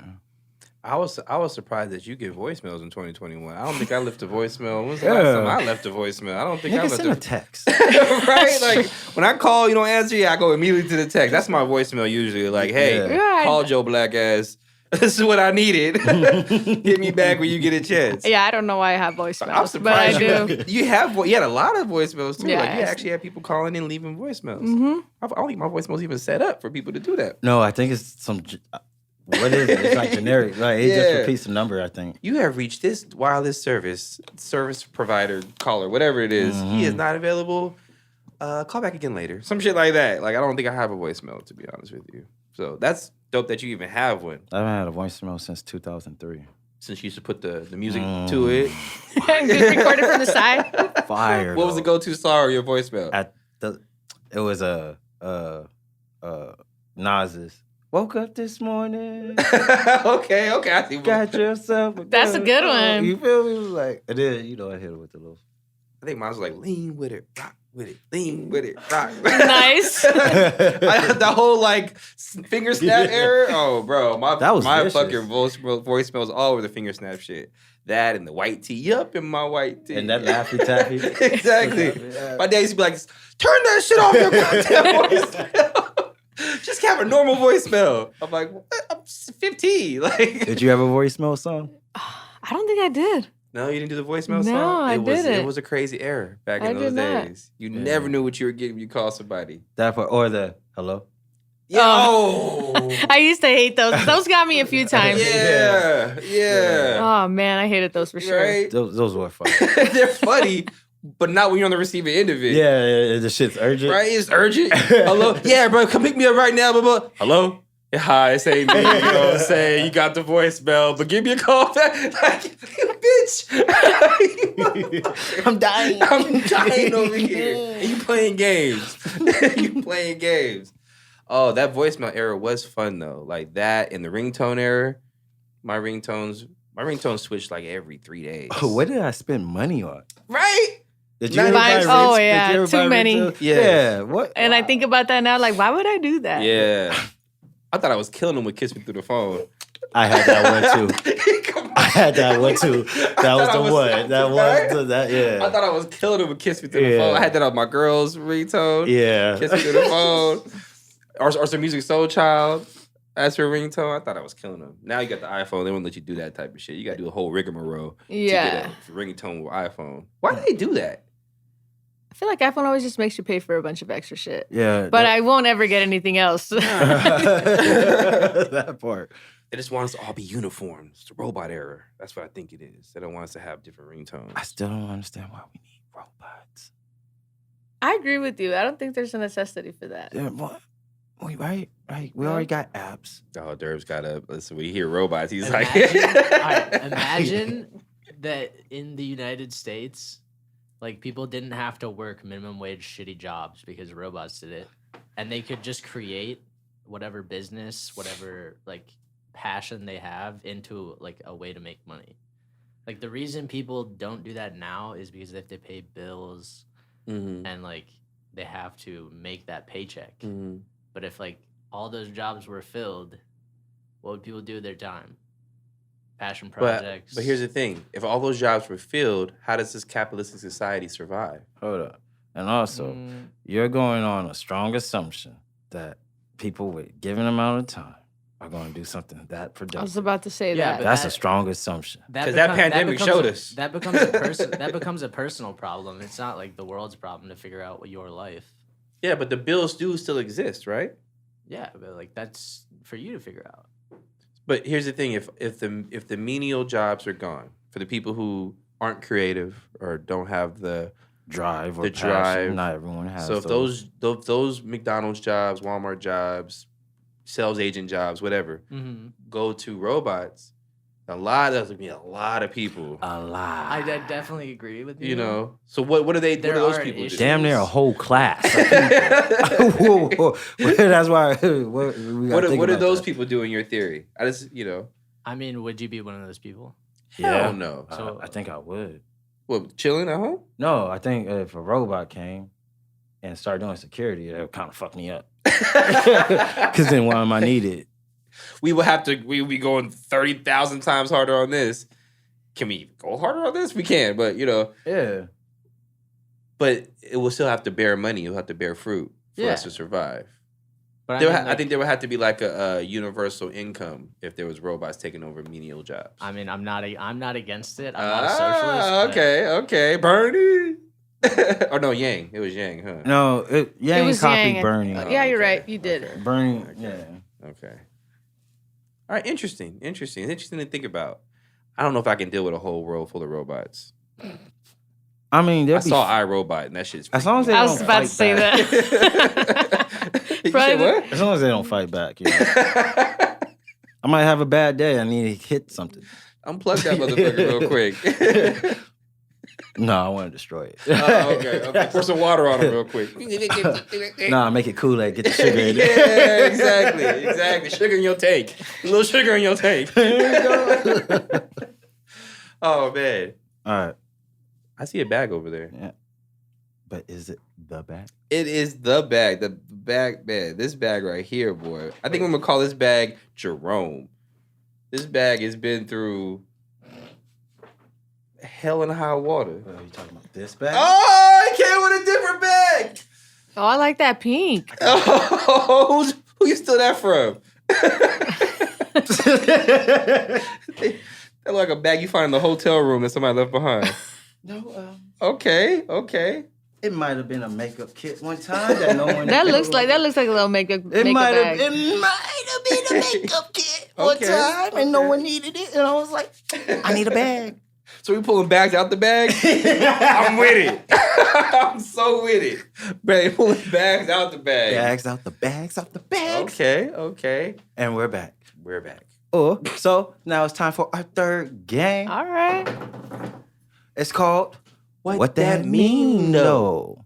So what I have in here is a couple of quotations from different philosophers, movies, and things like that. All you have to do is reach in, pull out one, read it out loud, tell us who it's by, and what you think that mean though. What that mean I'm going to test my intellect. Oh, you got to. And you're Illsamar, so I don't think that test is gonna be too hard for you. It's I've all heard your fun music. and game. You know what I'm saying? It's all fun and game. Let's do this. And there's no wrong answers. There really isn't. With this, No wrong answers. It's however you interpret it. 100% your interpretation. For sure. Or Came with a different bag. Hell yeah. Let's see. I don't even know if I know how to say the last word. Eat breakfast like a king, lunch like a prince, and dinner like a pauper? Mm-hmm. I don't even know what a pauper is. A poor person. A poor person. Eat breakfast like a king, lunch like a prince, and dinner like a pauper. AKA poor person. What That mean though. I actually like that because I feel like breakfast should be like your most important meal, but it also shouldn't be something like really bad. I don't know, maybe start off with some oatmeal or some grains or green juice or something like that. I don't understand the last part though. Like, I like to eat dinner. Like I like to have a nice dinner. Give me some steak. Like, give me something good. I don't get that one at all. Honestly, I don't really get that one. That's fair. That's fair. Yeah, I don't think I agree with that. You don't? Oh. Okay. Nah. So if you had to rephrase it, what would you say? Eat breakfast like a king, lunch like a prince, and dinner like a king as well. Be a king, prince, king. Stay royal, Yeah. baby. Stay royal. I love food though, so I'm not really sure I understand like the meaning behind this, and I have no idea who this was either. But for me, food, like, I enjoy it. It's one of the things I enjoy to do the most during the day. Like, I look forward to my meals, and I like having meals with people as well. So. Oh, okay. Communion. I feel it. Community. We got one down. She picks the second one for what that means. Oh, this one actually has a name on it. A bird does not sing because it has an answer. It sings because it has a song. Chinese proverb. I feel like it just has purpose, you know? I find like animals and humans, like the difference is so like interesting. I feel like animals always know their purpose. That's what I feel. Like I feel like obviously creatures of their habitat. Yeah. And it's like it doesn't sing just because it has a song. It has something to do. And I feel like that's how animals work and how they are. I feel like humans have yet to really tackle the fact that we all really do have a living purpose, and a lot of us just kind of just go. And so I find animals very, very interesting in what they do. So I really like that. That's pretty cool. I like that answer. Yeah. Yeah, she broke that Find down. your purpose. Find your purpose. Last one. Y'all making me think. I like it. Yeah, right. Shout out to All Black. Exercising the brain. Stay tuned, stay glued. We are inclined to believe those whom we do not know because they have never deceived us. Samuel Johnson. We are inclined to believe those whom we do not know because they have never deceived us. What that mean, though? Yeah, I mean, I guess sometimes the less you know, the better, right? But not always. So, you know, kind of corny, but ignorance sometimes is kind of bliss. Like, yes, I enjoy not knowing certain things. I enjoy kind of just sticking to myself, and what you don't know is not going to hurt you. So I try to know the least as possible. It's probably not a good idea. But when it comes to like, I kind of stay in my business and not really, not that I don't want to talk to a lot of people, but I enjoy my can't even say Solitude. the word. Yes. I like being by myself and being with the close-knit people that I have. But yeah, we do kind of believe people because we just never know. We don't know what's going on, you know? And I feel like that also kind of strangers gravitate to each other because you talk to somebody, you don't really know who that person's about or what they're about, and you're okay with it. And then you just move on and you go on to the next thing. Okay. Ooh. But this was a little interesting. That's a little stumped me right there. Well, thank you for playing. What that mean, though? Your brain hurt a little bit? Yeah, I did. That last one. Just a little bit, right? I like it. It's exercising. See, I got to stop watching so many shows. I just be binging all day. Man, I'm trying to get into that. Like, how do you turn it off? I can't turn... What, turn what? The shows off or life? No, just, because it's like, I really don't take breaks. Like, been talking about this with my therapist. I don't really take breaks. Yeah. It's like I'm always, if I'm not writing a joke, if I'm not editing sound, if I'm not streaming, you know, if I'm not podcasting, if I'm not constantly trying to put shit up, then I'm on stage, I'm at shows, I'm at the mics, so how do you turn it off? Like, how do people turn that off? I need to turn it off. I guess that's my thing. Oh, I see what you're saying. Yeah, like it's easy for me. I like being productive, but I feel like it's also important to just sit there and not do anything sometimes, you know? Decompressing is pretty important. I make that a thing. Like, I for sure, Mondays, like, I don't do anything on Monday evenings once I come home. Like, that's my day to just start the week and see what I'm going to be doing for the rest of the week. And so I find it super important to just turn off a few times, and even for a couple hours a day, and not have anything to do but just relax and be with yourself. And binge. And you turn it off. You turn it off when you're with King. Well, that's different.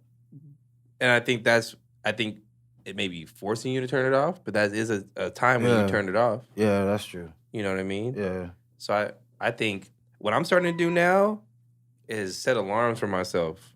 You know what I'm saying? To try to, like, because if I don't, I'll get stuck in something, or I'll get, you know what I'm saying? Or I'll get stuck in the nothingness too as well. Like, I got to set alarms like, hey, get your ass up. We got shit to do. Yeah. But I'm setting alarms for myself to, like, all right, take this hour to decompress, or hey, do some push-ups for this 30 minutes, or I got like 38 alarms set. You know what I mean? That I'm trying to, like, get myself structured because you do got to take those times to self-improve, take those times to decompress, take those times to and I think watching shows, listening to music, that all helps you with your comedy and our podcasting. That's true. So it's you shouldn't feel guilty if you do. If you shouldn't you shouldn't feel guilty by taking an hour or two to binge watch a couple shows or get a couple episodes in because that's all gonna help. The references, the ideas that I think that all just gets dialed in here, and you can bring that out at a certain point. So I think it's important. So I just gotta look at dialing down as another way of work, so I can get better for when I clock in and go back to work. That's what I heard. There's levels to that. I need a binge so my jokes can get better. All right, I win. Now that makes sense. I could do it now. Yes. Oh man, that's good. Yes, dude. Life is about work. Work. Working for your peace. Working for your happiness. One time I called this nigga really erratic. I was like, nigga, I don't care if I gotta die for this shit. He was like, what? I don't need you to die, bro. Just show up. But but one thing that I always admire about this guy is that it takes, I don't know anybody who has the amount of passion he has for the shit that he does. It takes people so much energy to build up themselves to follow their passion or whatever because they're stigma, whatever the case may be. But this guy right here, when it comes to having a passion and then pursuing that passion with a ferocity that I haven't seen most people pursue their passion, it's a gift, bro. It's a gift that what we talked about before, there's therapy and medicine that's supposed to suppress certain shit, but I just don't want them to suppress that gift.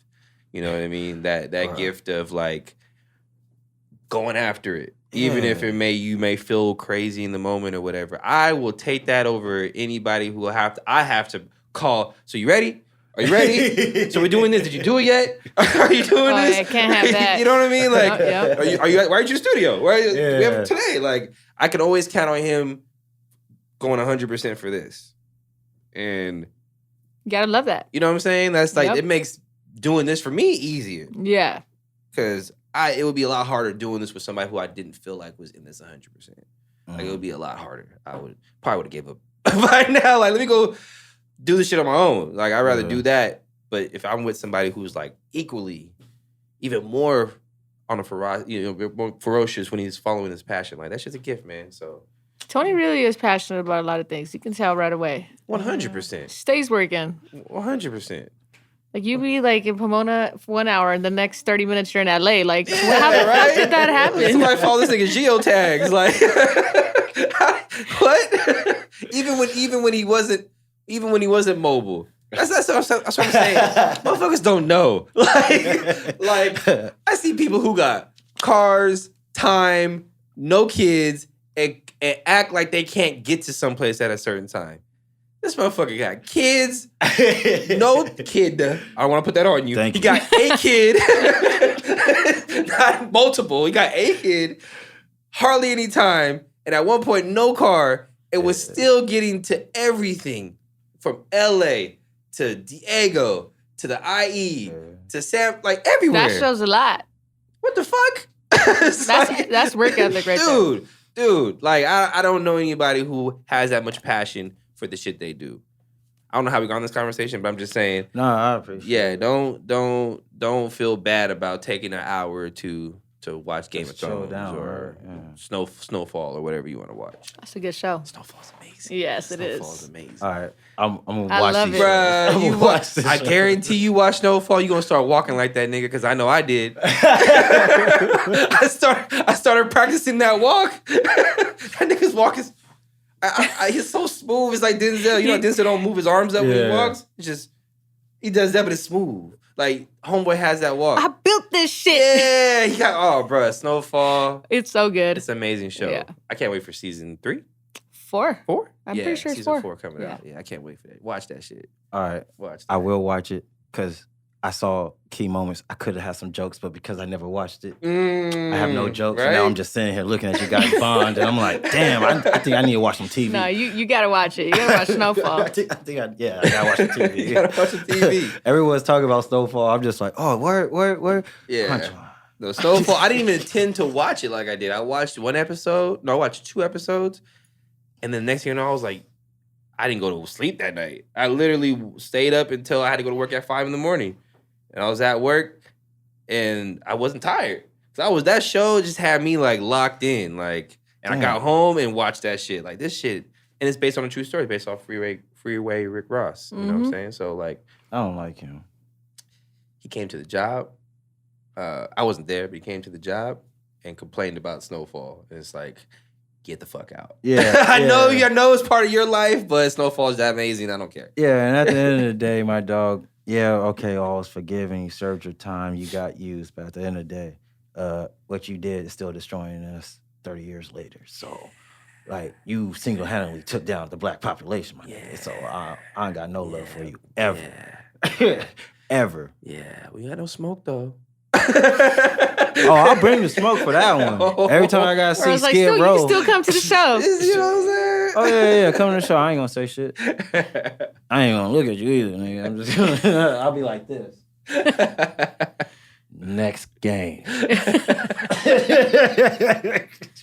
Talk about drugs. What about the drugs? Yeah. How do you feel knowing that you just destroyed all your people? How much was that money worth again? Oh, you don't got it no more. Oh, your fancy cars. So it wasn't worth it. Oh. But you're a hero, I guess. Oh, what? I don't know. Oh, so sad. Oh. So, winding down. Mm-hmm. Winding the episode down. I ask every guest this, So 2021 is winding down as well. It's September. It's October now. It's October. It's crazy. Damn. So what do you, Illsamar, have to get done before the year is over, 2021 is over? And it does not have to be music related. At all. Anything. Just something that you need to get done before the year is over. So you look back on this episode, you can hold yourself accountable. Let's see. You can clean out your belly button. Or some people don't clean out their belly button. That's the only reason I went with that. Yeah, that's a fact. It's a fact. I went through my 20s without cleaning it out, but I'm 30 now.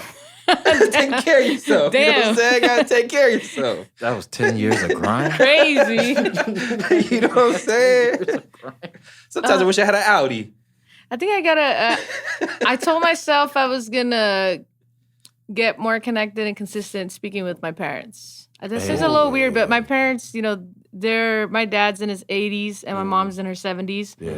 So the older I'm getting, I'm like, dude, time is so precious. Like, I don't want to call this on me, but one day they're not going to be here anymore. Yeah. So I lack that. I lack connecting with my parents. Mm-hmm. So I think I want to do that. I need to do that. I told myself I was going to see them once a week. Mm-hmm. And so far, that has not happened. It's like my mom's calling me like every other month, like, how come you don't ever come see me? I'm like, I have no answer for that. But I think that's one thing I want to do. Other than that, I've just been kind of taking everything day by day lately. Mm-hmm, mm-hmm. Yeah, it's been a lot of like self-work with myself. And so I'm just allowing things as they go.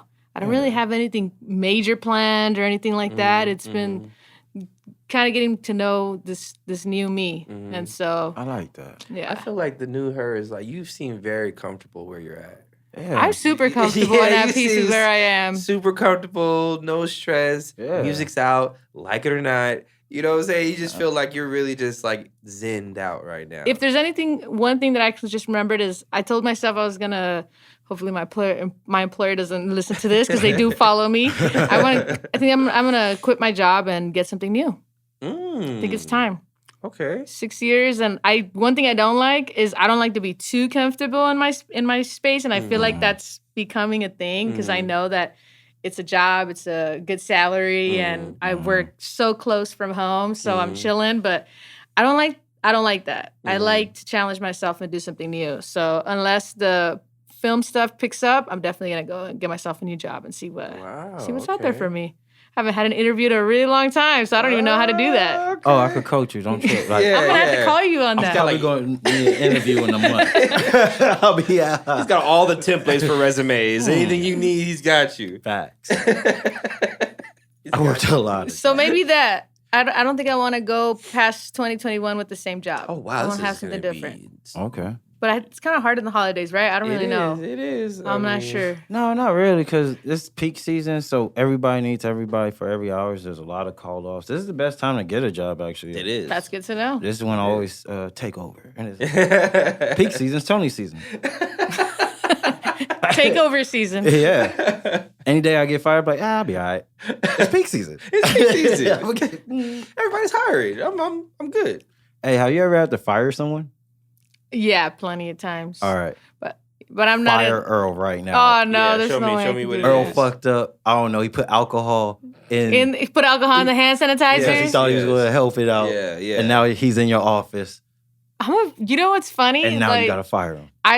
When I was in a management position, because I'm not anymore. I'm just a project coordinator now. But I was like the kindest person. Like I've fired people with a smile on before. Like it's not don't gonna. Explain it. It's, Show us. Earl just fucked up. You know what, Earl?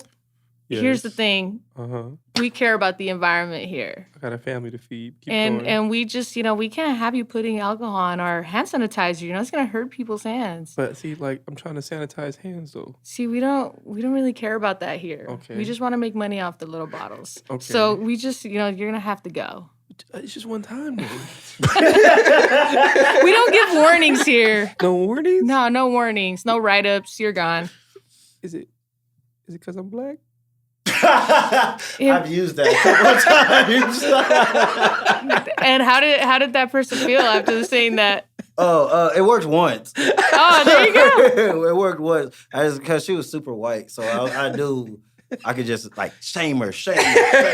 I would use it too. Yeah. So I did fuck up, and I should have been fired, but at the time I wasn't ready to leave. That's what it was like. Fire me next week. It's like we black people have that like trump card in our back pocket that we could Use put the out black card? sometimes. Mm-hmm. You just gotta know when the right time to use desperate times, call for desperate measures. You feel me? I was like, and it all got like the race card only works if they're white. It doesn't, Yeah. It has to be a white person. Yeah. And they gotta be like good white. Yeah. Not like my level of white, grew up in the hood type shit. I don't need one of them white boys. Nah. They need to be like named after a talk show host and have fake followers. That type of white. Oh, and don't like to play games. Yeah, that type of white. And for some reason, it's too good for $5. For $5? $5. I'll take $5. Why not? Right? And all you gotta do is answer 10 questions. 10 questions. You got $5. $5. Sounds like a good deal to me. Good for all blacks, so whatever. Hey, Whatever. I don't remember shit. I'll remember that, but I don't remember shit. You guys have a lot of faith in the general knowledge of like the public. In regards to what? What general? In regards to thinking that like most people would know countries in Africa. No, man. Look, no. Duh. Well, you had a lot of faith in me knowing all this. I had no idea where any of that came from. Fair, but with that, it was just a game. Yeah, of course, it's just a game. We just gonna give people $5, hang out, stand in front of the camera. You didn't, it's that's the funny. Of course, people don't like know. Yeah, because I had 8 times 7. That was a question. Yeah, I thought she might get that, but there was people who didn't get that. I heard. There was people who didn't get that. How you spell rhythm? There's people who didn't get that. I couldn't spell rhythm. So it's basically easy See, questions. now I'm trying to spell it in my head. I'm like, wait a minute. R-Y. There are questions that seem easy till you try to execute it, and then that was the whole point of the game. But don't make it seem like we over here ruining the show. And don't make it seem at all. You saw the camera. You saw the microphone. You saw that luxurious hair from Earl. I still can't believe they can't. She just literally came at you like that. Yeah. It's like, I'm not gonna answer that. Is that how you were? With a nice little twitch. Can I do it? You see that? Yeah, go ahead. This is the part where we do this. Okay, I think I can do this. Tráeme 2 kilos si quiero beber. Es viernesito, lo sabe muy bien. Súbete rápido que se va el tren. No tengo nadie que entretener. Arranca a volar y es el Beamer, el Benz. Out with my friends, shit get intense. Aquí puro party, se deja el estrés. Mis metas las cumplo, lo tengo que ver. Échale ganas, mi gente. Siempre en mente. Whisky y nada se siente. The Bay to LA and then in New York. We travel however, fuck a resort. This how we live and it's not a reward. We work and we play, we won't be ignored. We play to LA and then in New York. We travel however, fuck a resort. We work and we play, we won't be ignored. We travel however, fuck a resort. All right, that's all I got for you guys. I don't know what you be saying, but that Spanish shit hits though. That shit hits. I know, man. I caught some words that I remembered from Spanish 1 in 2003. Okay. You gotta get the first one right. Tráeme 2 kilos. Give me 2 pounds of weed real quick. Oh, kilos, pounds. Kilos, pounds. Okay. Y quiero beber. I want to drink. Okay. Es viernesito. It's Friday, and I want to party. All right. Simple stuff. Counterfeito. Exactly. There you go. See? You got it. I learned that from next Friday. Nice. Counterfeito, Holmes. That's all you need to know. Right? That's it. You're good. You are solid. You don't need Rosetta Stone. You just need to watch. Just watch next Friday. Next Friday. Come on now. I learned that shit from next Friday. But, thank you for coming on. Yeah. Appreciate you guys for having me. Always. All day. Shoot back through whenever, yo. Thank you so much. But once again, tell the people where they can find you at. Illsamar on all the socials. I'm the only Illsamar that you'll ever find on social media, so that's awesome. ILLSAMAR. Twitter, Instagram. Don't follow me on Facebook. I don't do nothing on there. And Illsamar.com for all my music. And make sure you go on Spotify and click that follow and save my album, put in your playlist and check it out. And if you don't like it, I really don't care. It's all good. Missed calls out right now. Go ahead and check that out. Pleasure. Appreciate you guys. Shout out All Black, man. Shout out Productive Culture. Yes, thank you. Definitely. Shout out Productive Culture. Shout out Productive Culture, not White Hands though, because he be fucking up. Spending all that time on your hair, goddammit. That luscious hair. That luscious hair. You see how you just flipped it back right now? He said it was so smooth though. Fuck you. That's how I felt when he did that. The hair came back. Fuck you. But Earl, anything sweet you want to say to the people real quick one time? Man, just follow me on social medias. EAAAAAARLPHEUS. EARLPHEUS on all social medias. Follow Chatty House, ChattyHouse, and then another E on Instagram, but regular house on everywhere else. And then follow WGM Labs on all social medias as well. We grow fine marijuana, fine ganja, and I can hook you up with a little bit of something, but keep that on the low. Keep that on the low. Not too much. What you got? I got you. What you got? Oh, be sure to check out Alt Black Pod on all social medias. ALT, BLK, POD. Damn, we some spelling ass niggas today. Spelling ass niggas. But and also be sure to check me out, Tony Asar, ASAR, and check out the Comedy Plug, where I go ahead, play some music from the pod, play some of your music too, as well on the radio, and fuse it with some jazz musician. There's a featured jazz musician each episode, as well as a featured comedian, and I bring on some of the homies I met out on the road and out in the city, and interview them, and we shoot the shits on an introspective level. So it's not just riffing. It's like real conversations with comedians if they like drop their act, and then they like come in as a regular person. Hey, how you doing, little mama? Let me whisper. I know, right? Oh, man, that was perfect. And on that note, stay tuned, stay glued. Smoke a Dutch and read a book. Boomies. Subscribe to All Black because my revenge on my high school bullies really depends on it. Subscribe to All Black because I want to finally be able to afford 2-ply toilet paper. I'm tired of shaking people with these shitty hands. Subscribe to All Black because if you don't, you're a Trump supporter. Subscribe to All Black because I want to take this podcast to the next level and be able to like sacrifice somebody in Hollywood. Like I want to get that big. Subscribe to All Black because I have a point to prove with a teacher who said I wouldn't amount to nothing. If you're out there right now, I'm fucking coming for you. Subscribe to All Black because I'm tired of feeling bad about early onsets of dad bod. Like, I'm sexy, right?